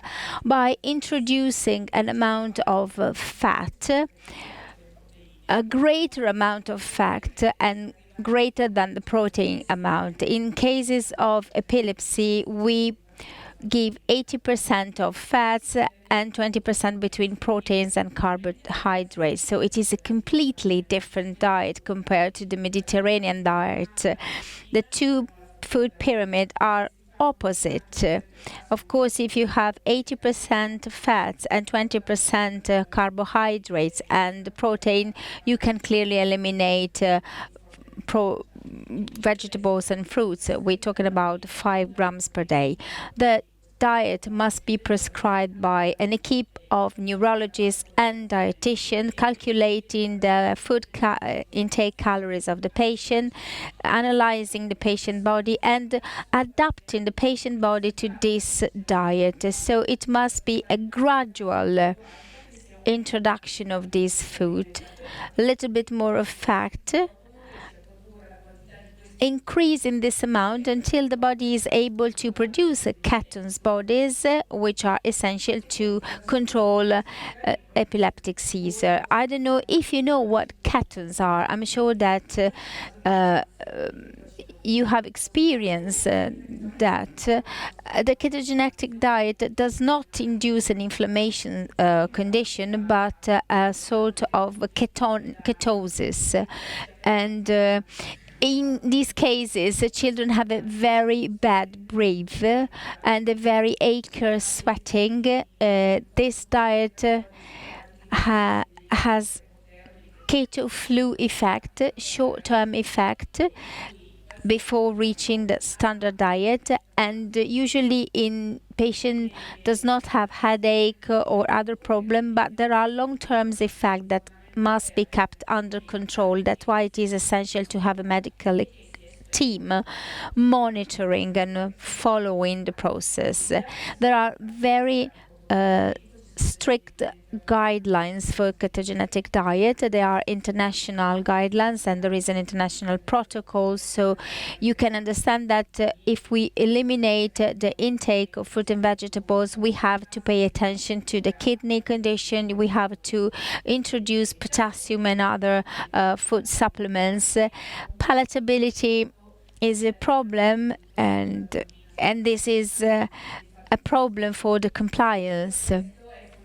That is why it is essential to work in team to create a synergy between medical team and families. Our association, ketogenic diet is the only one treatment for the pathologies. For the pathologies I know well, and it is the only one way to keep epileptic seizure under control. It works only for epilepsy. So our association is focused on ketogenic diet, and as Duccio said, this diet has a devastating impact on the quality of life. For us, food is even more important because food becomes drugs, and it can be taken as a drug, and weight must be really accurate. It must be introduced into the mouth using a special method. We have to pay attention to the toothpaste we use. We need to use a scale. My son tells me that I'm like a witch when I weigh the food because I pay attention to the grams, because everything is included in the diet must be introduced in the body. Nothing more. So if my son is hungry, he cannot eat, and if he doesn't want to eat enough, I have to force him to do it. So it is a very strict protocol. There are several protocols, and strictness depends on the patient condition. Usually, epileptic phenotypes have a very stringent protocol. Other diseases have less stringent protocols. Ketogenic diet is becoming very popular because it is also used to very specific, for example, it is used also for pharmacoresistance, migraine, for some cases of cancer, Parkinson, Alzheimer's disease. Too slim to lose weight before bariatric surgery, it is used with very poor calories intake, and it is also used by many people, by many sports people, but of course with a completely different protocol. One of a very light protocol, maybe you have heard about the 4-count diet or Atkins diet. I don't know if you have questions about that, a practical question.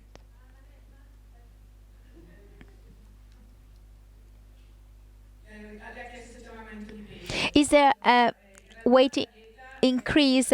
Actually, the diet to be effective mustn't be hypercaloric. So the nutritionist calculate the amount of calories needed to the patient, of course distinguishing between child and adults, and the diet is tailored according to the patient. So there mustn't be a weight increase.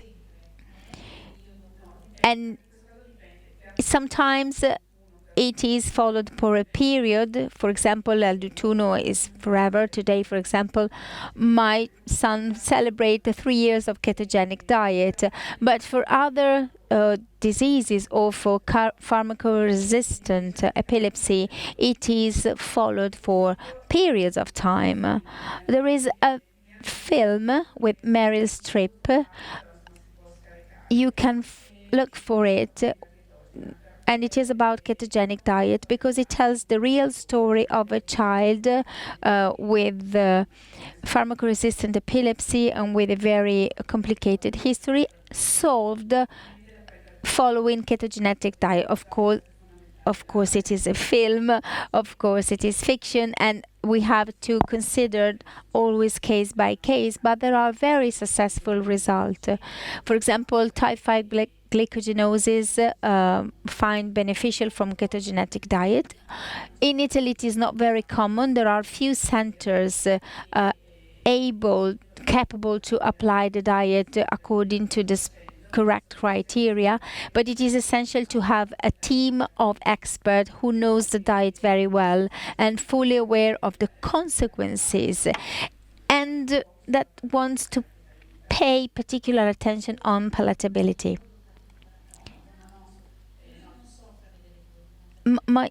My son does not suffer from epilepsy, but you have to manage your child. My son was lucky because he passed from breastfeeding to ketogenic diet, but he was the youngest diagnosed in Italy. Sometimes diagnosis is delayed, and there are some adolescents that have to start ketogenic diet.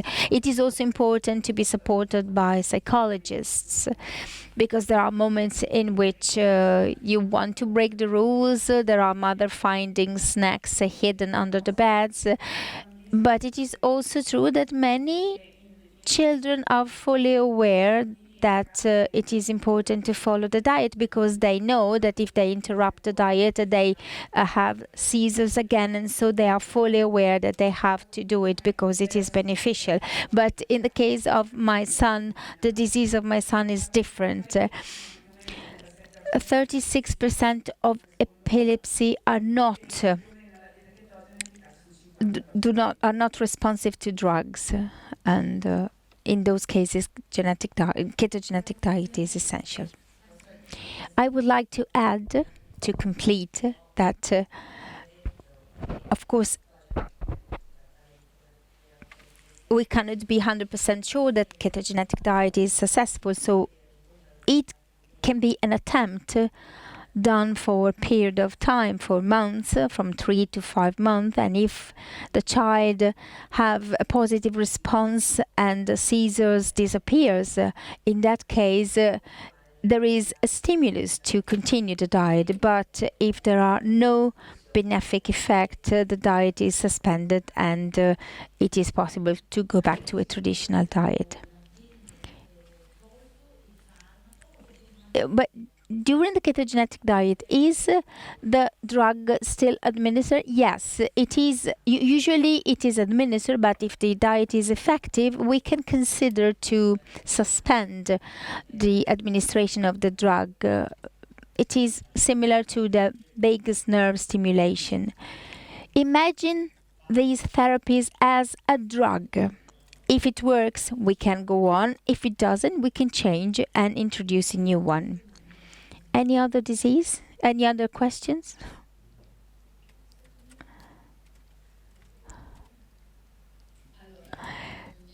My daughter has an epilepsy difficult to be treated, so I'm thinking about the future when maybe she will become pharmacoresistant, and ketogenetic diet in my house is impossible for a series of reasons, and the vagus nerve stimulators can be interesting, but I know that also cannabis can be used, because at the Caslini Hospital in Genoa there is a doctor that is trying to introduce this treatment. The cannabinoid, which is the principle of cannabis,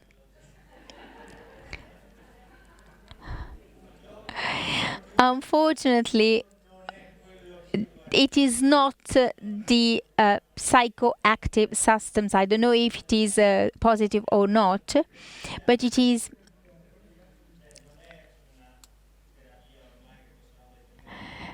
not an alternative therapy. It has become an approved drug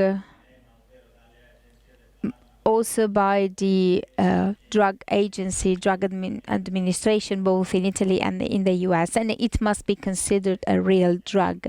There is a drug that we are experimenting now in several centers in Italy,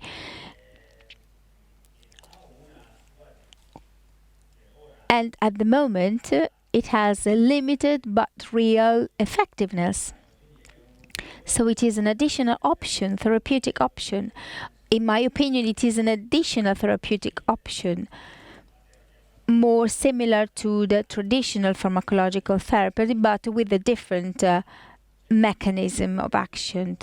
The principle of non-pharmacological therapies act with completely different mechanisms, and somehow they can reduce the traditional intake of drugs. Thank you.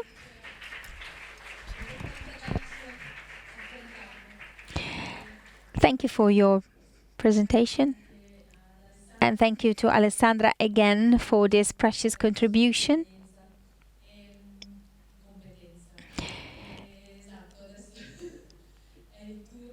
And now we moved the speech of Rocco Bonfatti, which was planned this morning.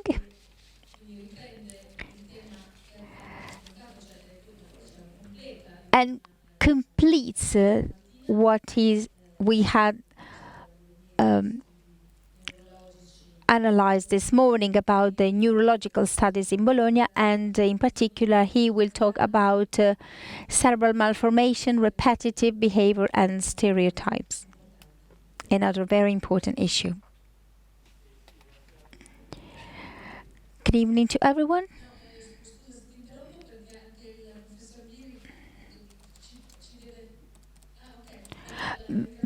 I would like to thank Professor Viri because he will leave in a few minutes. Thank you for being here today. And we hope to meet you again at the next meeting. Thank you, Alessandra. Thank you.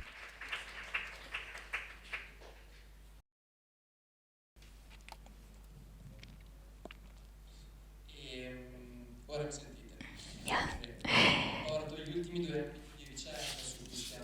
I would like to talk to you about the two research fields we are working on at.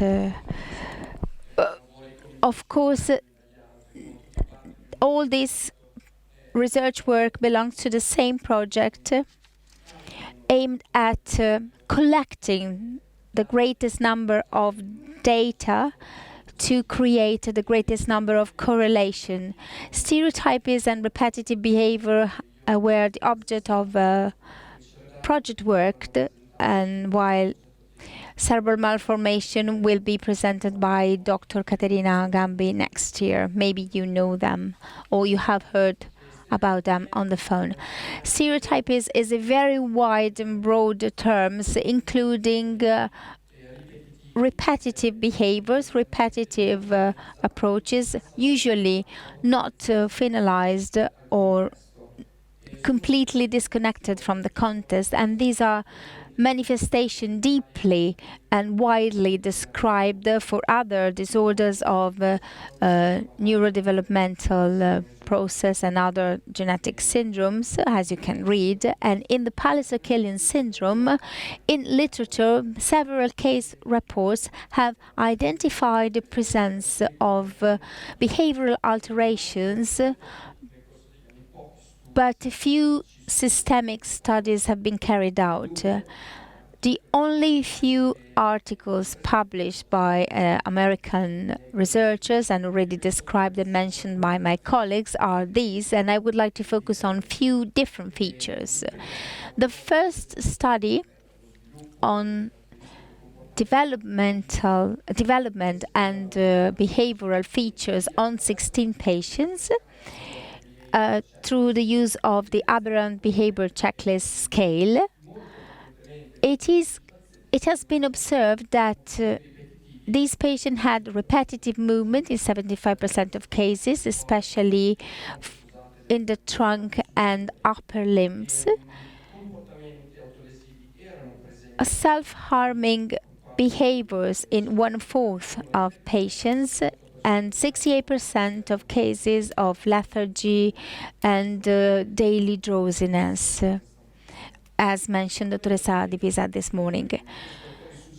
Authors suggest, or at least identify, that the level of prevalence of these manifestation was correlated to the level of sensorial and intellectual disability deficit.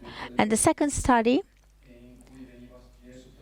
where the importance of differentiation between epilepsy and paroxystic events is to be underlined. And the authors administered to 46 caregivers some questionnaires, and the caregivers identified that in 35% of the patients there were motor stereotypes and motor behavior and self-stimulating behaviors. Authors declared that it was difficult to create a list of categories of this manifestation because the description was very complex for clinical aspect, but also for the caregiver, and it was essential to differentiate between epilepsy and paroxystic events. We started a new study, and we distributed a new questionnaire to many of you to analyze the presence of stereotypes, motor stereotypes, and we will see that there are also vocal stereotypes, repetitive behavior that could present unusual features, attitude and bizarre or amplified reaction to normal intensity stimulus and self-harming behaviors. Data collected are particularly interesting because we have observed how self-harming and behaviors and vocal stereotypes have an high incidence in the patient analyzed, thanks to the caregivers, and the most hit age range manifesting this condition is the school age. 88% motor stereotypes. We distributed 25 questionnaires, but we will keep on distributing them. So 88% manifested motor stereotypes, and 36% of them had vocal sounds such as a strange sound with the throat, and these conditions were reported to happen on a daily basis or more than once a day, and they involved the trunk and mouth, and they have prolonged duration, and in 90% of the case they have to be interrupted by the caregiver who leaves this condition with discomfort. 100% of school-age patients have motor stereotypes, and in most of the cases it was suggested an onset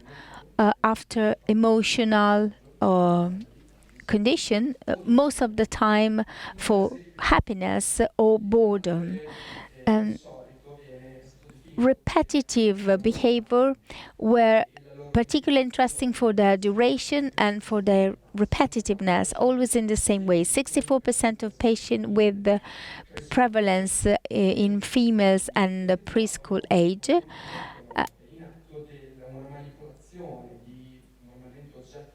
started manipulating objects, emitting sounds, or rather than object with a specific surface or object that can be used to stimulate the mouth. Regarding bizarre behavior, or better defined bizarre reaction,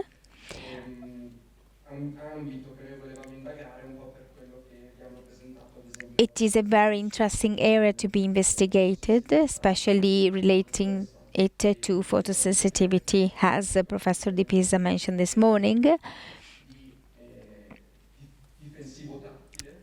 Can often induce a defensive attitude, sort of alterated sensitivity, but what we have found is that 38% of the patient had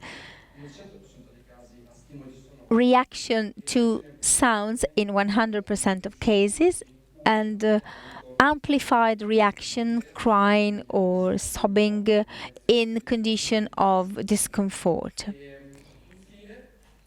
To conclude, self-harming behaviors or self-aggressive behaviors in 80% of patients, 100% of patients in school age. In most of the cases on hands, upper limbs stimulating ocular bulb, also with a great intensity, hit in the head or biting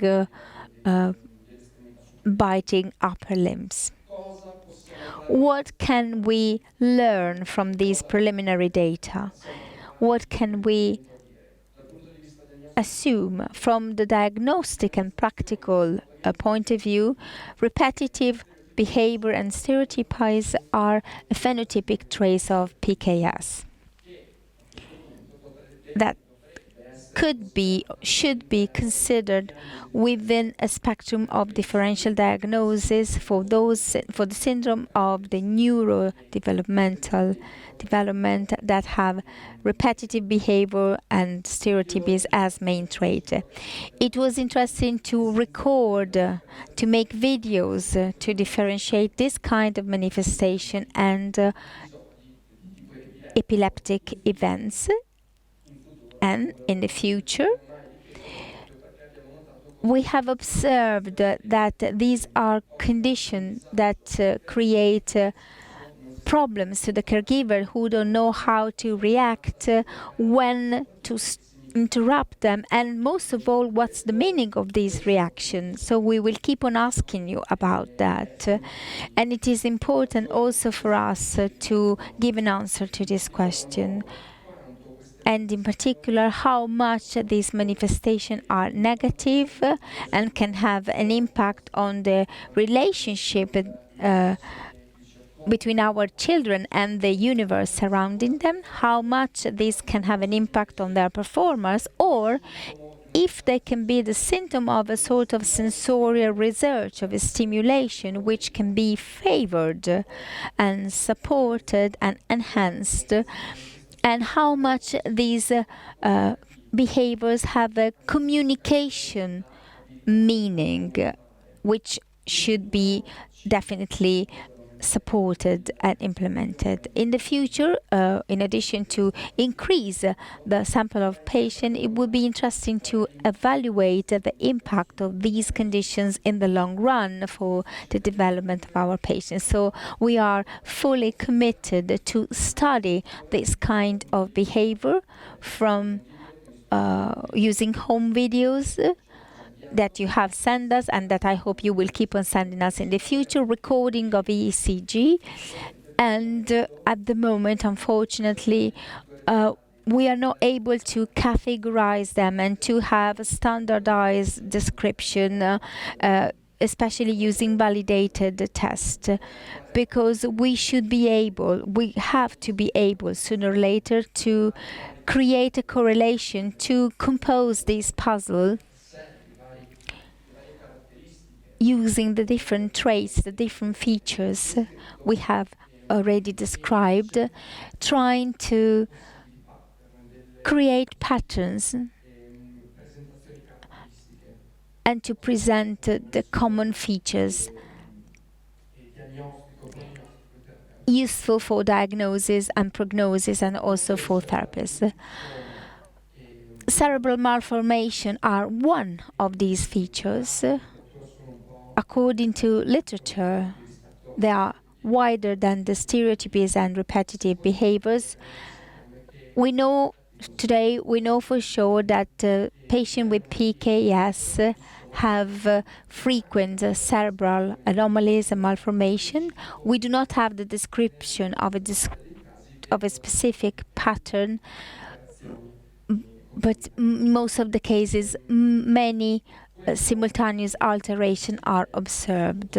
What we were able to define was that there are few conditions correlated to specific manifestation, especially microcephaly, cortical dysplasia, are correlated with the severe intellectual disability and with the development of epilepsy. But it is also true that in literature there is disagreement between phenotype and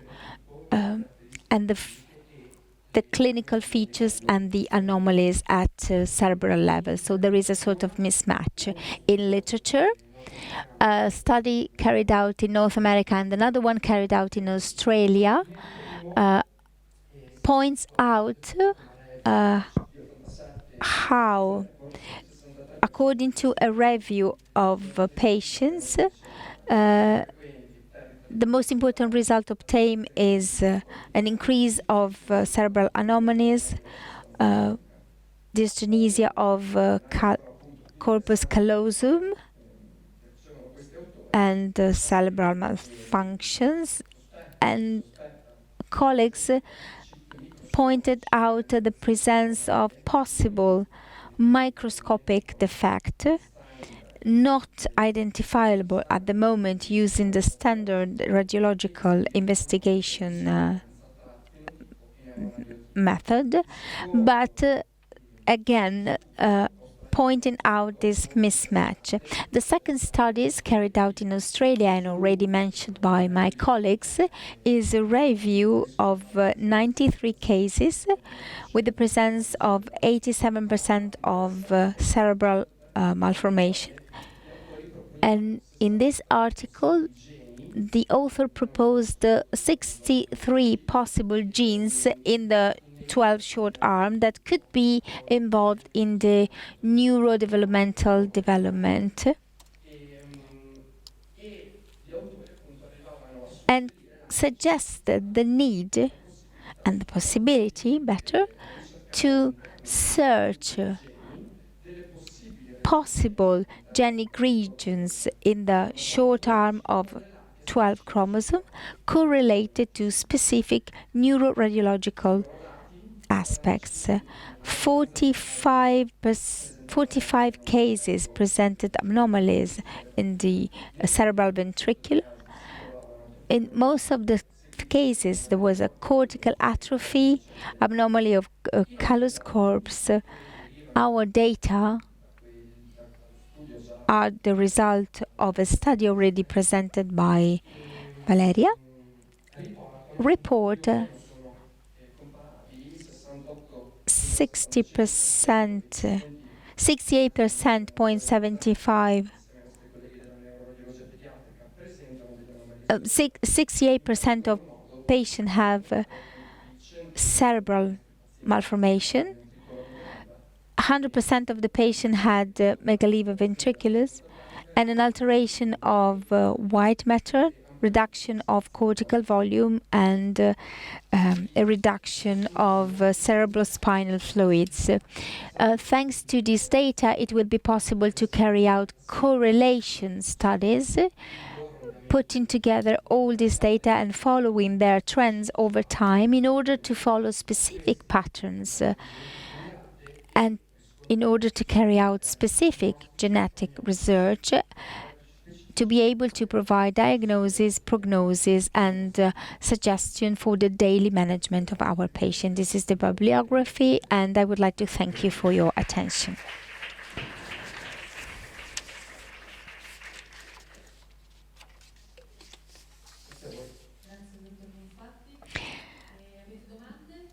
Any question?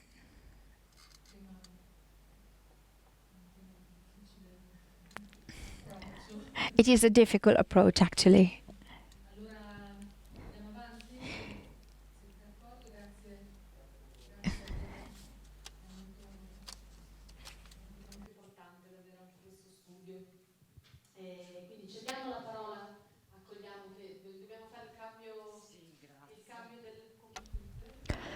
Now we have to change computer.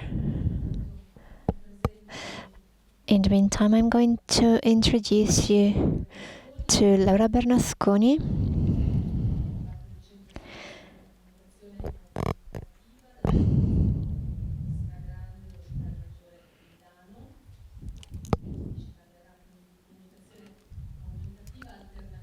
We will talk about the alternative augmentative communication.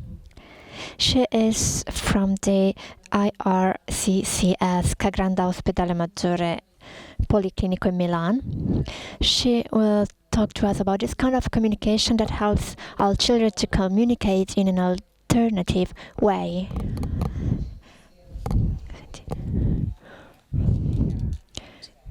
I'm going to tell you, to explain to you what it is.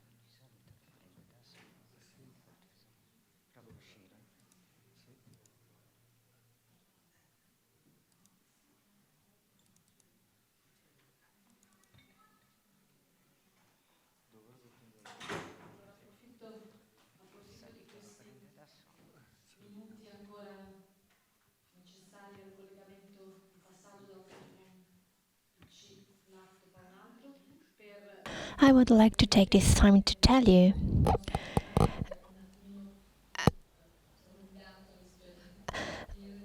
that we will finish a little bit later than expected. We should have finished at 6. Of course, we will not finish by 6.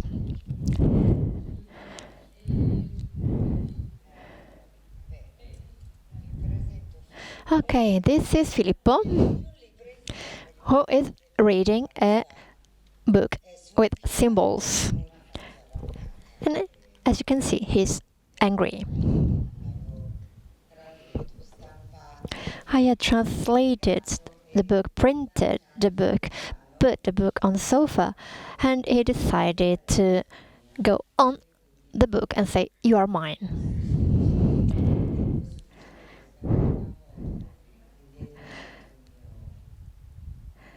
Just the time to take a picture.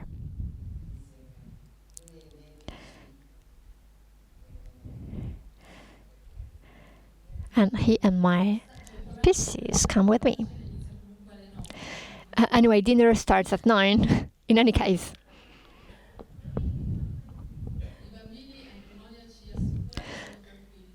The children are okay. Somalia is reassuring us the children are okay. Excellent.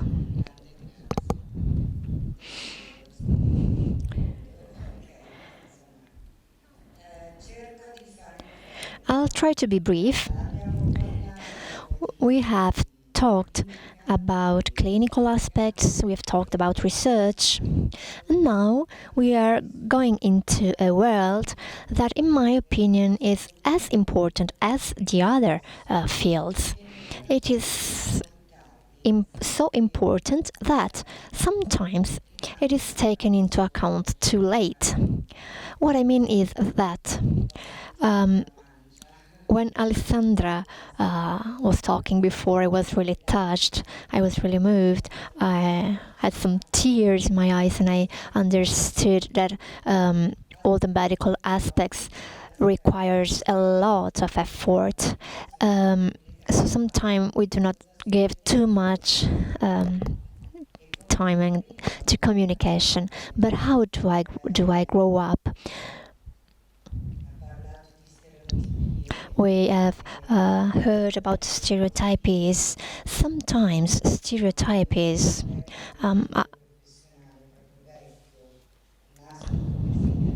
I was an educator. I was a school teacher in my life. I have had a lot of experiences in my life, and pedagogy tells us that in the reality of facts, if I get bored, there are non-functional aspects that are triggered, and if I take a look at my behavior when I get bored, we realize that also adult people, we as adult people, we do things that are not always appropriate things.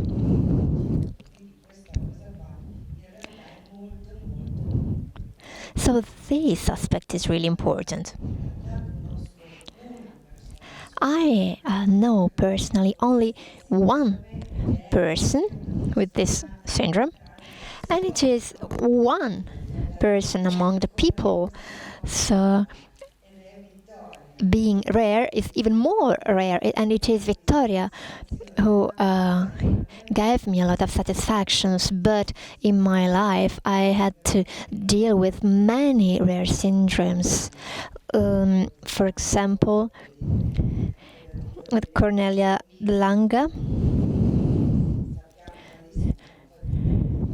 because we know the different syndromes, but then every person is different from one another with different problems.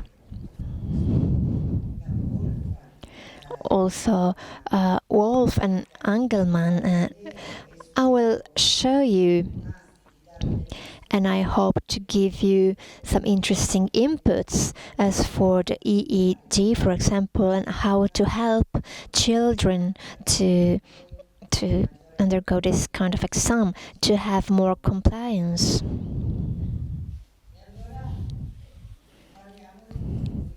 So let's talk about communication.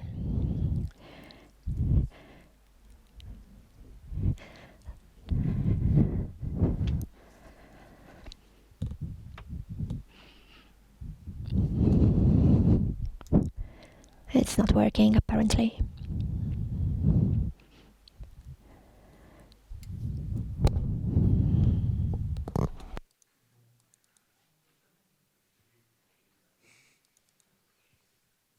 Cos'è successo?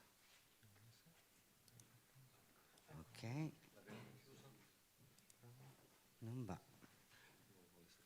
Non vuole saperne. Mi dice vai a braccio e fai vedere le cose, va bene. Io... No, là non si vede. La vedo io ma non lo vedono loro. Andiamo a braccio, altrimenti ceniamo assieme qua mentre io parlo. Poi vi faccio vedere i filmati e... Okay, I'm not going to use the PC. There's no problem.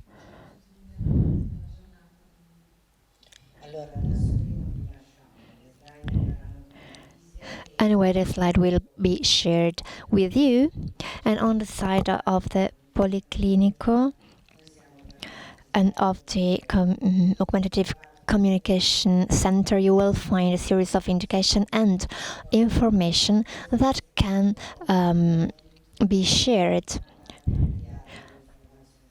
You will find the information that I will give you today, and you can also find more information. I will show you the videos somehow, because the PC is not working.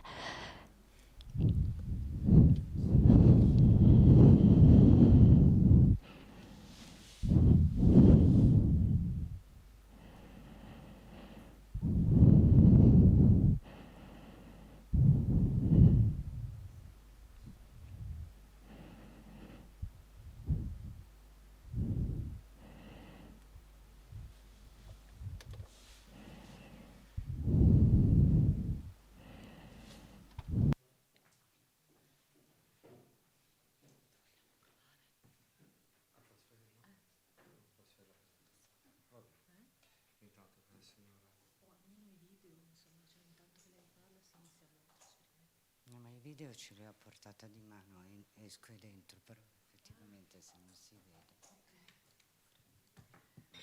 Guarda che buffa sta roba, è molto strano perché invia, sarà questa, adesso perché non si carica, adesso ci impiego. Ma si prova a spegnere adesso.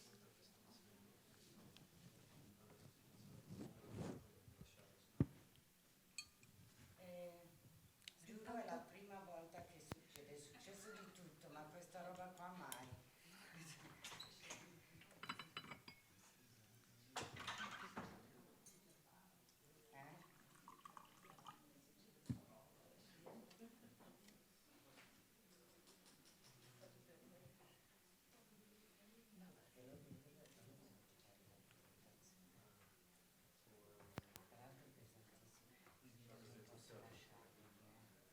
Perché c'è no, c'è per la privacy dici. Posso usarli? Certo, se non è la vittorietta. No, dicevo che i video non li avrete, non posso lasciarveli, nel senso...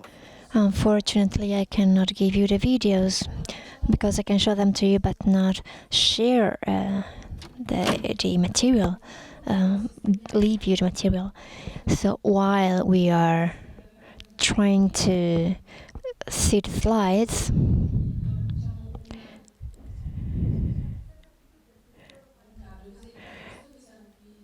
we make a slight change to the program of today. So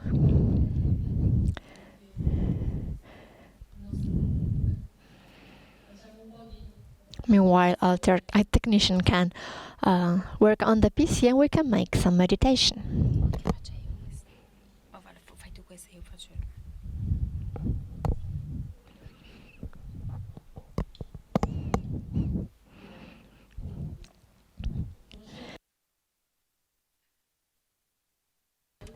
You know Monia Sabatini?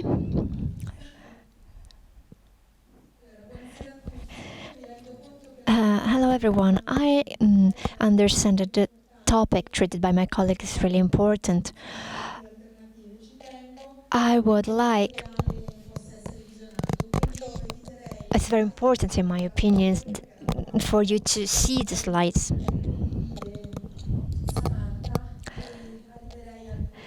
On the contrary, I do not need slides, so I can talk without a PC.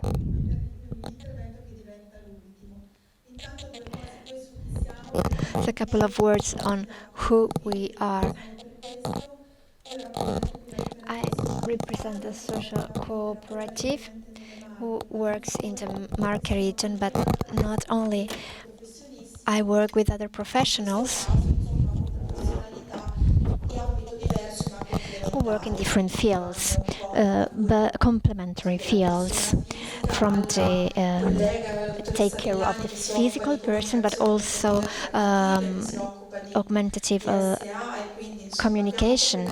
So we work in different fields. Today, talking to Samantha, that invited us to be present like 2 years ago, I suggested that I could give you some notions. So who knows mindfulness? Some of you do. So we are not going to do meditation now. Otherwise it would be difficult then to go for dinner, because it's really requires time and energy. So for those who do not know this kind of approach, mindfulness is the willingness, there is a lot of awareness in this, the willingness to dedicate space and time to oneself while being on the present time. What does it mean? I stop for a moment, because it's what we will do in a few minutes. I stop, I accept myself, I listen to myself. I can do this at several levels. I can do this giving to me, to myself, 2 minutes a day. I can do this by making time longer, because the time that I give, that I dedicate to myself in accepting my characteristics, my positive and negative aspects, listening to my interior world, helps to welcome and to listen to the world that I have around me. And you have a lot of worlds around you, because you have your child, which is in a difficult situation, but you also have your partner, you also have your other children, you have the school, you have the teachers, you have other people who you have to deal with every day. So I believe, and mindfulness is all this, meditating, meaning that I have to accept to dedicate a moment to myself, because it's really difficult, very difficult. If you try to think about all the words that I'm telling to you word after word, you understand how difficult it is, because frequently the time that we want to give to ourselves is often a time that we want to give to the others. And for you, the others are more important than you, than all of you. So,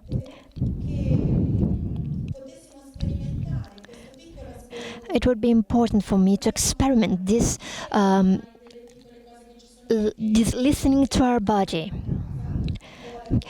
I also have the slides. You can read them on your own at home. If you want, you can go in detail about these topics. If you don't, you do not do this. I suggest, I offer you a small training. You can do this if you want, otherwise not. Can we have a very soft music?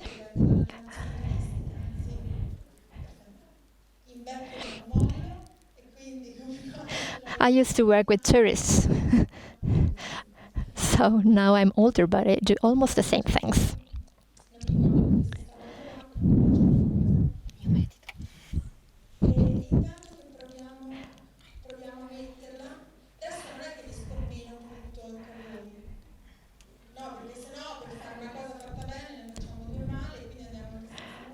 I do not want to change something in the PC. I hope it will work for the next presentation.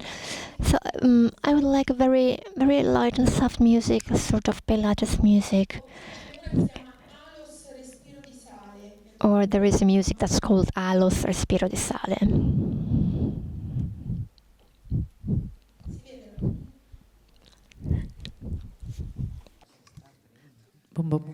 Siamo stati me è il computer che stanco. Siamo stati Bene. molto Io andrei. seri tutto il giorno, ormai così non perdiamo tempo. Se riuscite a partire con Alos Respiro di Sale, bene, altrimenti facciamo senza. Bene. Cerchiamo di stare un attimo nell'attività. Okay, if music is not working, it's not a problem. What I'm asking you now is to relax. Those who can and those who want can remove your shoes and put your feet on the ground. You can sit on the ground if you want and if you can. Otherwise, you can still sit on your chairs. If it's possible, sit down instead of standing up. You can stop the training in any moment, but what I ask you in the respect of the others, if you are not following this training, please remain silent in order to accept the others. So do not start chatting or doing other things, or if you want to go out of the room, please go out without making too much noise, because what I ask to everyone is a bit of concentration on ourselves. So let's try to relax our joints, our shoulders. We lower our shoulders. We are going to distance the lowers from the neck. The arms are close to our trunk. Let's try to loosen our joints. Do not cross your legs and your feet. Try to keep a relaxed position. So sometimes also relaxed position is not too much natural for us because we are not used to stay relaxed. Those who want can close their eyes. Those who do not want to do so can keep the eyes open and look at one point. Look at that point and continue looking at that point during all the meditation time. From this moment on, let's try to listen to ourselves with love. Let's look at our internal and external ego going through all the parts of our body in the ideal way. Let's start from our feet. Those who do not have the shoes will better feel the ground under their feet. Try to move your fingers and play with your fingertips. Those who have the shoes, try to ideally make toes longer inside the shoes. The foot is really important. Often we dedicate too little time to our foot, but our foot supports us.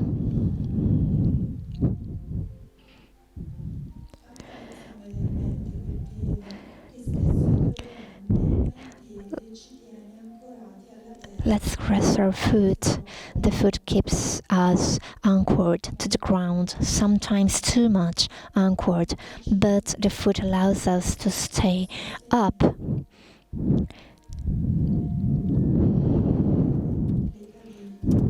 The foot, the ankles, the legs. Let's try to caress our calves and knees are points that are often painful. They're painful, they hurt because we bring weights, because we run, because it's impossible for us to stand still. without nothing to do. So let's listen to our legs and let's try to recognize all those small pains, those little pains. And let's accept them with love. And then just for a moment, let's move them away from us.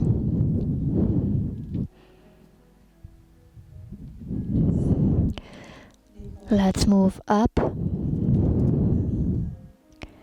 the thighs, and then the center of our body, the waist,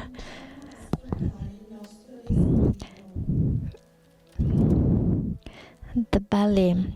Let's listen to our breathing. How does our belly breathe? Do we breathe using our belly? Let's try. Let's try now to listen to our breathing, to feel our breathing. Try, if you can, to follow my breathing indication. Take air through the nose and breathe out through your mouth, trying to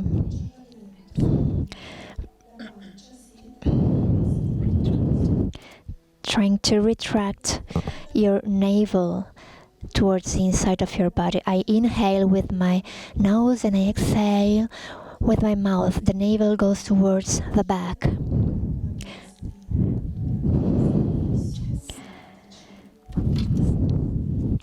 I enlarge my chest. I inhale with my nose and I exhale with my mouth, but when I exhale, my belly touches my back. The navel goes towards the back. Let's try to feel our breathing. And let's try to understand if we are in this breathing. It is a high breathing. I breathe, I inhale with my nose and I exhale through my mouth. The navel goes towards the back.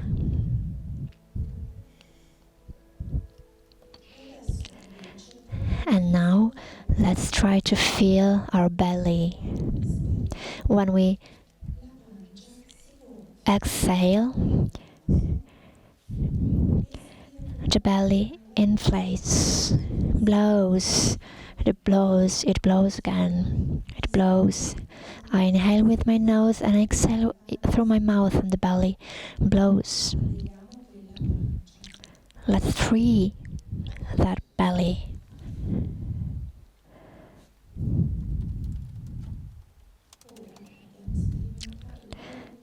Let's release the belly. Now that we experimented 2 breathing types, let's choose ours and let's keep it until the end. Let's try if we want to inhale through the nose and bringing the navel towards the back, or if bringing the belly outwards when we exhale. Everyone has its own breathing. There isn't a right one and a wrong one. So I inhale and I exhale. Let's dedicate a moment to our belly.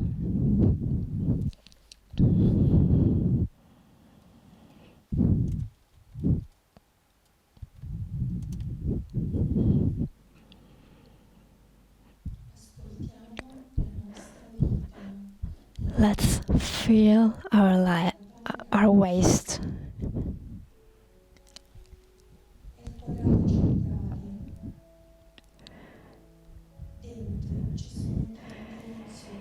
Inside, there are a lot of emotions.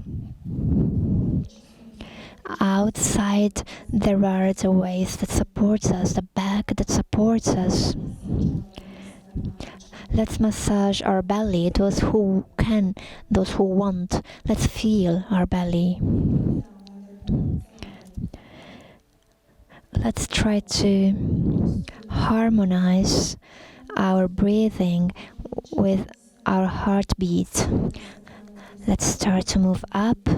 Now that we know which kind of breathing we want to follow, let's try to move upwards and get to the upper part of our body, above the belly, above the thorax, where our heart is, our heart beats. Our breathing of lungs and of belly goes on. Let's play with ourselves. Let's try to harmonize belly and breathing, belly and lungs, belly and heart.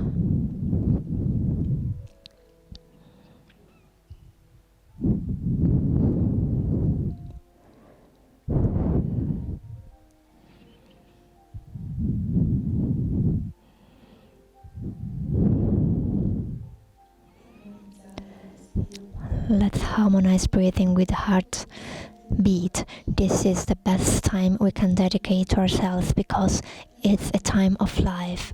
It is a time that we will give back to someone. Let's move up again. Our shoulders, our arms, let's move them a bit. Let's move our arms, our neck, which often hurts. Let's move our head towards the light, towards the left, backwards, and towards the front. Every one of us can understand to which point he can arrive, to which point he wants to arrive. And then the face. Let's try to caress the part of our face that we prefer, the part that makes us unique, the one we are proud of. Let's hug ourselves a bit.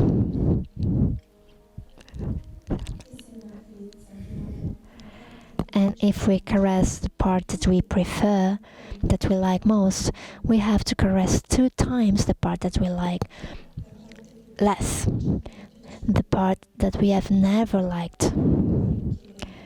Big ears, thin lips, my nose. What do I not like? And there I have to go.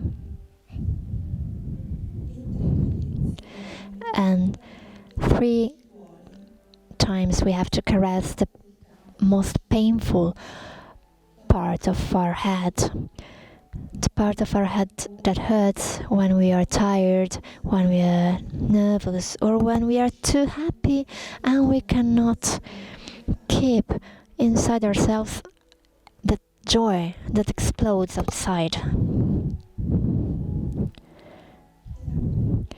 And from here, let's move up to our head that controls everything, that regulates, often too much, our emotions. And here, let's play to harmonize our head, our breathing, our belly, our head, our heart, and our emotions that the belly brings with itself.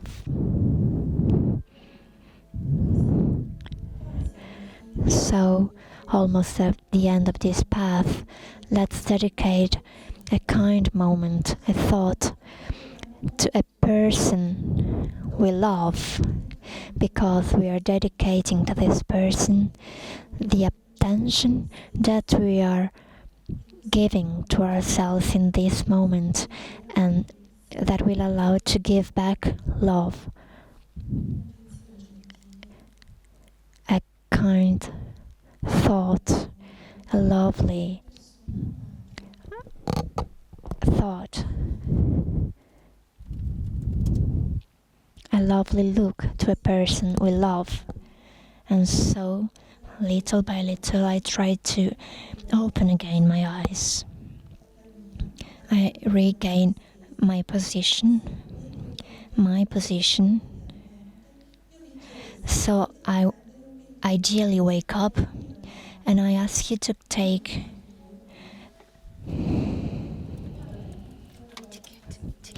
a small ticket.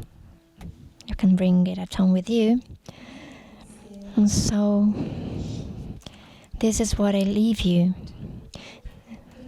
this is a small card that I leave to you because I think that it is a present to stay here with you, to be here with you, and it is a present the fact that you have accepted to experiment this little moment. And what is it? It is a moment of attention that can make you understand that at the end of the day or at the beginning of a new day, starting concentrating on ourselves can really help us to face the whole day. So thank you.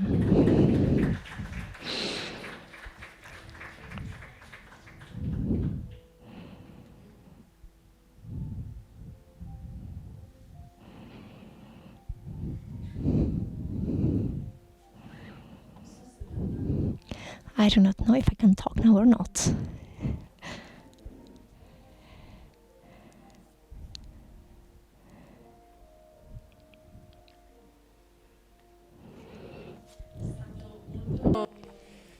It has been really relaxing, really nice, really pleasant.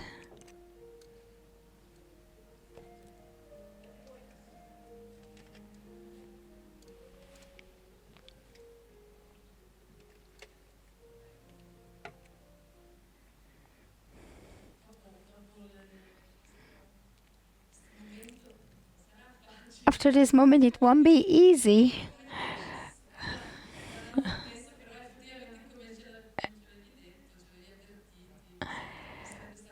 But you told us that it wouldn't have been easy to go back focused here. Thank you, Monia.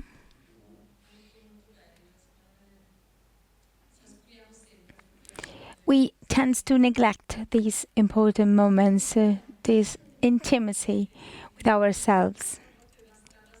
But sometimes just the right music, a nice voice like yours,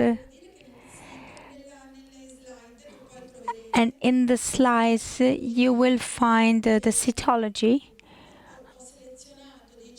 We have selected some centers in Italy, one in Veneto region, one in Lombardy, 2 or 3. Because in the Mindfulness Center, we do much more than this. Activity is much more intense than the one we have done here. But we are available to give you suggestions also after dinner or tomorrow, whenever you want. And I would like to tell you that I have colleagues dealing with reflexology and different kind of massage. If you want to have additional information, we are here available, and we can give you information as far as our competence. Thank you. We are ready for the last speech. I need to ask you to be brief because they have to start arranging for tonight, so maximum half an hour. Thank you. I will be very brief.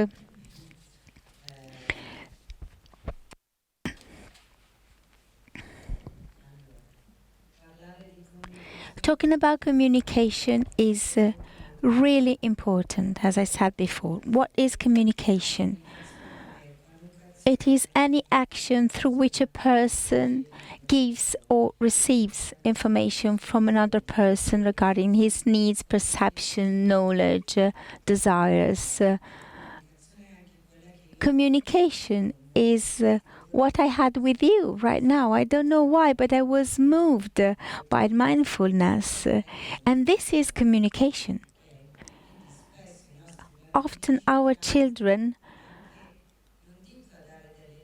required from us, I wouldn't say new interpretation, but to pay attention to special signals they send us in special moments, and sometimes adults are not able to interpret these requests. They simply leave together with the child a moment of joy because they have seen bubble soap, or sadness because we have given them something that they didn't like.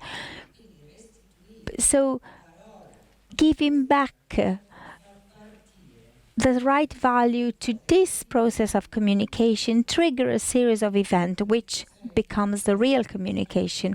Communication can be intentional or non-intentional, and can be used and can be performed through conventional or non-conventional gestures. In a conventional word, you know very well the meaning of this gesture, and it is perceived and clearly understood by anyone. So, the basis of communication are having something to communicate. Once again, these are old slides, but not too old, because actually these information are still true and communication is still unknown, partially unknown. But since 1986 we started talking about communication, but I do hope that much better and much more will be done in the future. We always put our needs in the front line, but actually we could do without needs. We could neglect needs, because our children in general, and regardless from the genetic pathology, express clearly their needs, and we know very well what their needs are. Probably the most important need they have is how to demonstrate that they have something to tell you. Simply the fact, today I made a beautiful drawing at school. So it is essential to help them becoming aware that it is possible to communicate. Sabrina before sees the right moment. She came towards me. We had a moment of communication, a very supportive moment. She could have avoid looking at me and stay there sitting and waiting for her turn. But she realized that I needed to communicate, and Sabrina has understood how to meet the needs of another person. But this is not common. To do that, I need a series of opportunity, and I need to understand that I can do it. It's not so simple to understand what other people are trying to tell us. Today we have talking about speech disorders without going into details, and we are not going to do it now. But among the many speech disorders, especially in genetic syndrome, in rare syndrome, there is the difficulties of understanding. So they live in Japan for all their life. They don't go out and nothing comes in. So there's no exchange. They don't have any kind of language, and we don't know if it will be possible to have a sort of language in the future. And we cannot understand what of the common language we use can be really perceived. Some of our children live with a basic English knowledge. This means that, for example, with my colleagues, we usually make a sketch. He speaks fluently in English while I'm still at the stage the cat is on the table, and I'm still at that stage. We pretend to be in the UK and to go to a pub, and he tells me I don't like coffee, and I understand just coffee, and I am very happy about that, because I didn't understood I don't like, and I'm just focusing on coffee. And this is very similar to what happens with our children. Maybe they perceive just part of the communication, not the entire communication, and this is the cause of great misunderstandings. That is why it is important to have the right tool to communicate. Abroad, most of the time we bring the dictionary with us, we bring Google Translator with us, regardless of the quality of Google Translation, but we need tools to go beyond, to overcome the difficulty. Otherwise, we go to the UK, we know something about augmentative communication, but I'm still at the cat, my cat is on the sofa, and I'm still at that stage. Unless I'm particularly motivated, and in that case, I start moving something. I start using my body to communicate. Body language is really effective and replace the verbal communication. But it is difficult if we do not have objects around us. It is difficult when we do not have an image to point at. And probably my indication will be focus on an object, but not on the idea I really want to communicate. So we needed to have continuous new experiences to research the satisfaction of the needs, encouraging the communication, and allowing us to receive answers to our question. I should be able to show you part of the videos, but remember that communication is given by the context. A non-receptive environment which does not reward the communication effort leads to a deterioration of the communication. Some stereotypes mentioned before will become the only one method to communicate because they are experiencing boredom, because they are close into their world.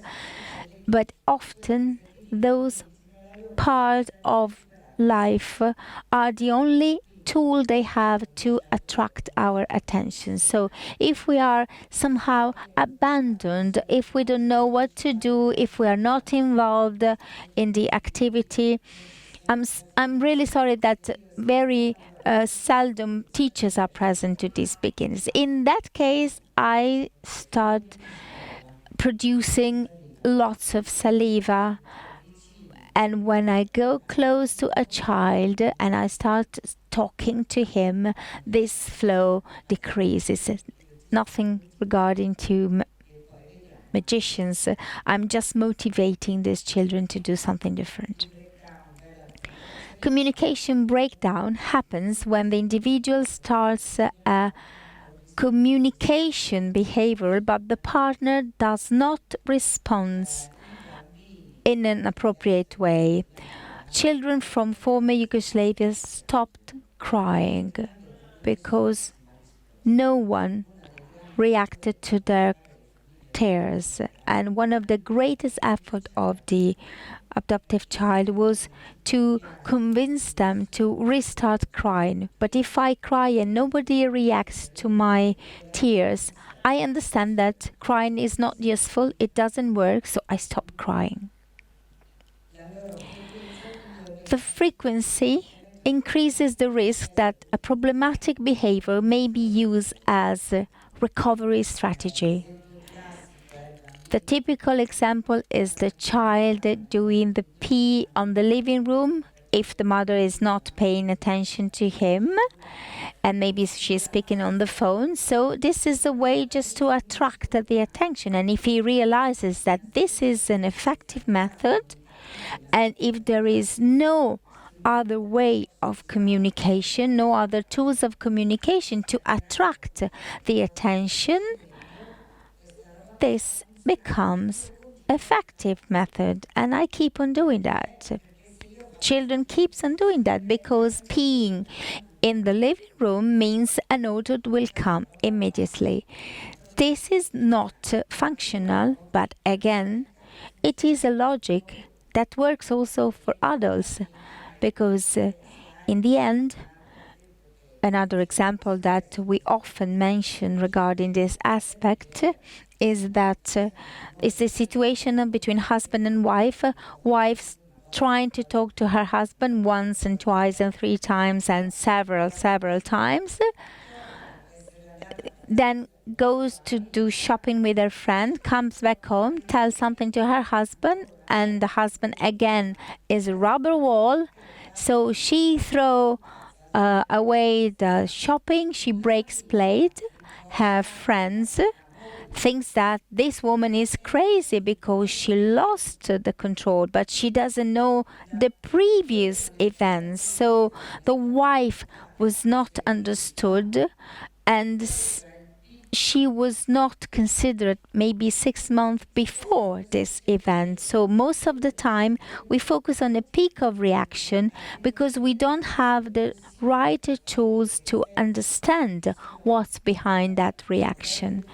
Sometimes we need to create a didactic or pedagogical path, and in those cases that reaction becomes the standard, and that leads to a communication breakdown, but it is then difficult to understand which is the beginning of that reaction, and it is very difficult to modify a consolidated behavior. In the developmental ages, a communication disorder can have significant impact on neuropsychic development because communication and language are transversal features essential to grow and to learn. An adolescent out of 200 presents communication disorders, and it is important and essential to intervene through understanding, creating different behaviors to avoid negative impact of that subject, that individual with his family. And it is essential to communicate, to participate to the daily activities. Some communication disorder are the result of autism, trauma, paralysis, or serious serious disorders and serious diseases such as Alzheimer's disease or other degenerative diseases. So augmentative communication could be useful. And we mean any communication that increases verbal communication. In the next slide, you will see that actually we have replaced the term substitution or alternative communication. We have removed these terms. So the adjective augmentative means the continuous attention, but never replacing the natural communication, but simply to enhance it, including all vocalization and verbal residual communication and gestures and signs. So what we do is taking what you are saying, I'm aware of that, but I use it and generalize it using symbols. I remember I had a child doing this movement continuously. Can you try to interpret this gesture, this movement?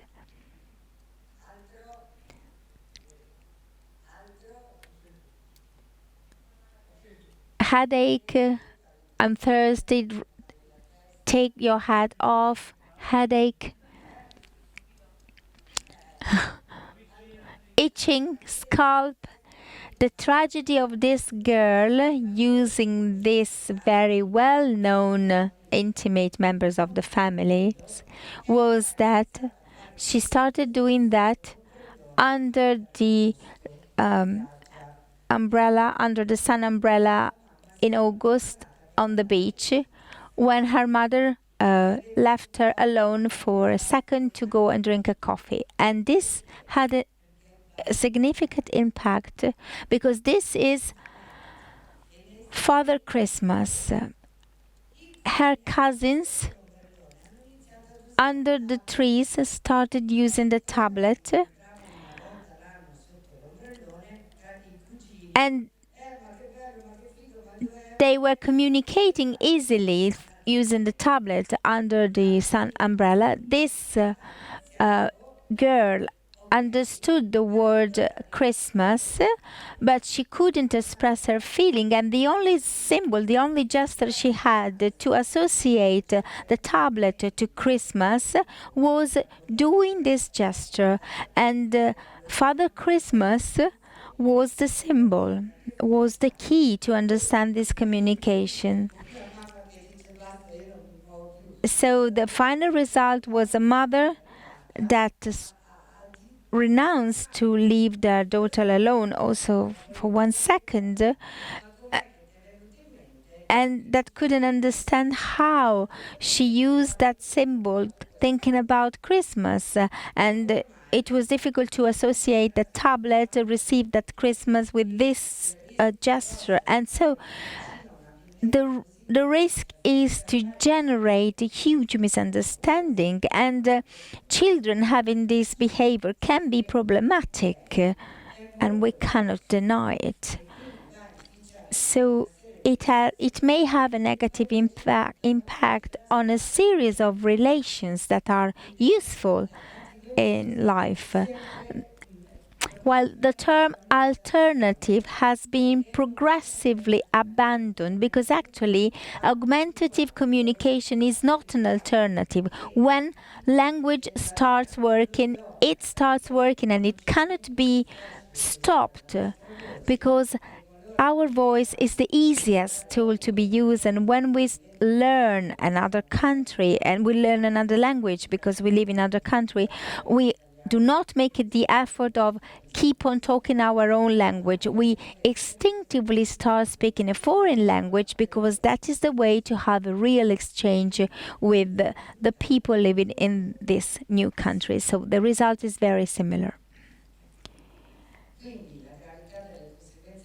The seriousness of the consequences of these vicious cycles requires a very precocious, a very early intervention. We have to eliminate lots of prejudice we had accumulated over time.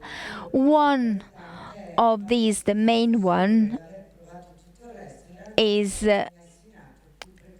we should recur to augmentative communication after having tried all the other methods. No, it should be the first method to be used. So we have progressively realized how the communication has a unique prerequisite, not related to age, mental age, chronological age, cognitive prerequisites, or mathematic formulas, or any other model developed over time to define that can be a candidate for this intervention. The only real necessary prerequisite is breathing. This is a quote by Pat Miranda, a guru of communication. Please remember these quotes. And most of all, make an effort and remember that communication is not tell me well what you are meaning, because this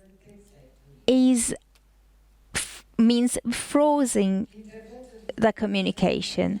The augmentative communication intervention is carried out through different steps. The first one for us is exposure to reading, and then I will tell you more and I will go into detail. And it is something that we can do at any time, at any place, and it is totally free. And it triggers a curiosity and the pleasure to stay together without considering the failure of the interaction. There isn't a contest, there isn't a service, there isn't an environment, but I can start reading in a loud voice, trying to disseminate the message. All the other method, all the other intervention needs to be programmed and monitored by the reference service and supported by the environment and by the people living together with the child. So there is a labeling, which is a labeling useful to organize spaces. And the suggestion we give is to put everything into an opaque box, put a symbol on the box, forcing the child to be curious because it cannot see the object and it cannot cheat, even if sometimes cheating is effective. It is also cheating putting the labels outside the refrigerator, like Nutella cream or other sweets, because they indicate the symbol and I immediately open the fridge and I give you the product. No, so the fridge with the labels of the foods on it, also elements of ketogenic diets, this is a problem, but we can do it with something different. But labeling foods and putting the labels on the refrigerator is not a good advice. We should do that, and we should focus on foods particularly palatable for the children, because remember that motivation is a great stimulus. So do not expect the child indicates, even if I haven't indicated 1,000 times, because logic is much more normal than what we might imagine. For example, imagine yourself at Christmas at a company dinner, maybe with your partner, or at a dinner with the supporter of a football team. You go because you love maybe your husband or your wife, but you are maybe in a corner, you are not communicating. Usually in this condition, I go out and I start smoking and I repeat, okay, I won't come back next year because there's nothing to talk about. No one is going to help me. Nobody can understand me. And I come just because it is Christmas and because I love my partner so much. So if I do not have someone talking to me, of course I'm not stimulated to communicate. And this is not only a matter of talking to someone, but believing and understanding how to talk to someone without expecting to be appreciated after 3 days of use of symbols. It doesn't work in this way. We started talking, passing through a series of stages, crying and first sounds and a series of little steps. So it is a process which takes time, but for sure I trigger something that triggers a sort of magic spells, because you see me with different eyes and I see you with different eyes.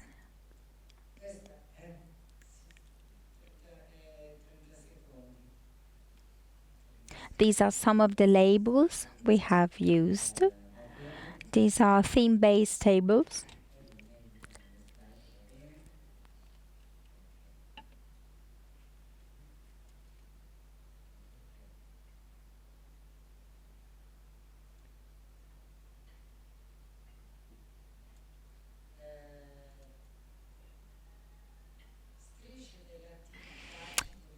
I would like to show you what we call strip of the activities, and this is the one specific for doctors.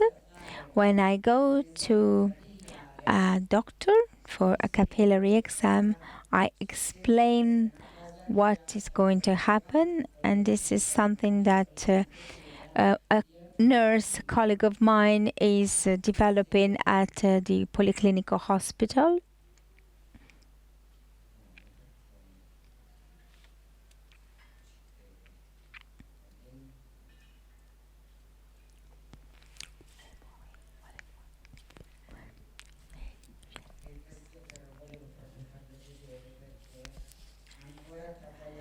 And these are the theme-based tables on the EECG, what is going to happen, what I need to put you. But you can use these tables also to play. This is one of the first one created and donated by Don Cafiero. And with these symbols, we use the balloons to explain how to blow, and when the blow is blasted, you can see that this is the tablecloth to eat with my parents, with my brothers and sister, and for each one of them, a character is associated, and it is nice. And it is nice to say at the table. And at the table, we start using the symbols, and there is a bit more of attention to while staying at the table. I would like to show you a short video. No, I think I'm not able to show you the video because we have some technical glitches. And why books? Because we create an adult-child relationship reading books. So reading books to your children is extremely important, and often parents told me it is the first time I can remain seated with my child reading. It was impossible before, but this is the best method. Reading in a loud voice is extremely important, and it's coming back in great demand also in Italy. I read you something, but I'm not going to ask you if you have understood or what you have understood, because especially in presence of so complex pathologies, since you have this pathology, I keep you under stress till an adult age, and we tend to forget that at school teacher reads about complex text to 6-year-old children. So the most important thing is not asking you what you have understood. The important is not asking the child what he or she has understood, but focusing on reading in a loud voice to improve linguistic comprehension, cognitive comprehension, and functions. And these slides are available. I would like to show you this.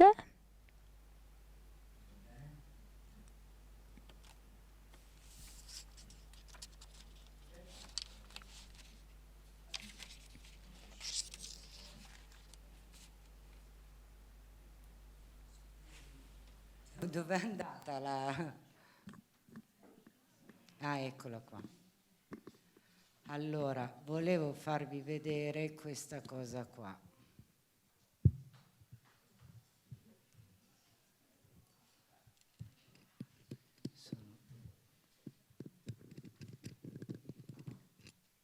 Non la vedete? Perfetto. Niente, non ve la faccio vedere. Cosa c'è?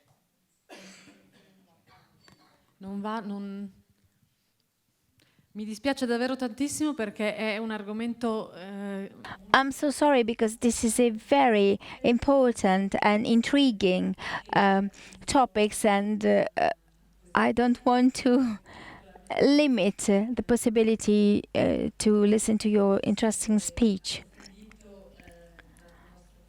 And it is particularly important in this meeting and in this session, so I'm so sorry about that. But I have to interrupt you and I have to conclude, but we have technical times. We have to set the room free because at 9 we have the dinner. And so thank you so much for being here.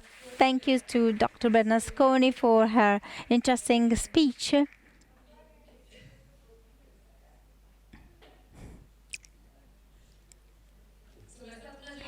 It has been a long and intense day, but a beautiful one. Closing is always a bit sad. It is not finished because we have tonight to spend together and tomorrow we have our family day.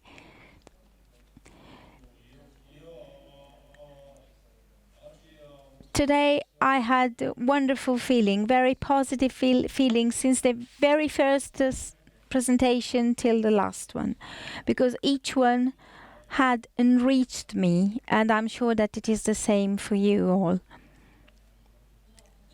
For all the presentation except mine, but it has been, as usual, a very pleasant and precious day. We, as doctors, we arrive at the end of these events greatly motivated, which is essential. And we do need this motivation. We know that we have to be motivated, but sometimes we need some extra motivation to go on and to make an extra effort. And I would like to make a comment on this last presentation. Gradually, over the years, I have become more aware of the fact that life of our patient changes, life of our children changes, and daily problems and daily behavior, daily frustration can find a great benefit in the communication. I would like to read just few words. I remember that in 1976, the linguist Tullio De Mauro, recently passed away, made a research to see how many words student at the gymnasium was knew, and the result was 1,600 words. The study repeated after years gave a result of 700. Today, probably the result would be 300. It is a big problem because as Heidegger pointed out, we think proportionally to the number of words we know, because we need words to define thoughts. Words are not tools to express the thought. Exactly the opposite, are the essential condition to think. So giving words to our children means giving them the opportunity to reach their goals and their objectives. Thank you. I would like to thank all of you. Now we have some time to relax, and we meet in this room again at 9. Thank you to our interpreters as well. Thank you, Claudio, our precious technician. Thank you for your support. Next scientific meeting in 2 years for our first 10th anniversary. So I would like to have this same team with us for the positive outcome of this event. Thank you.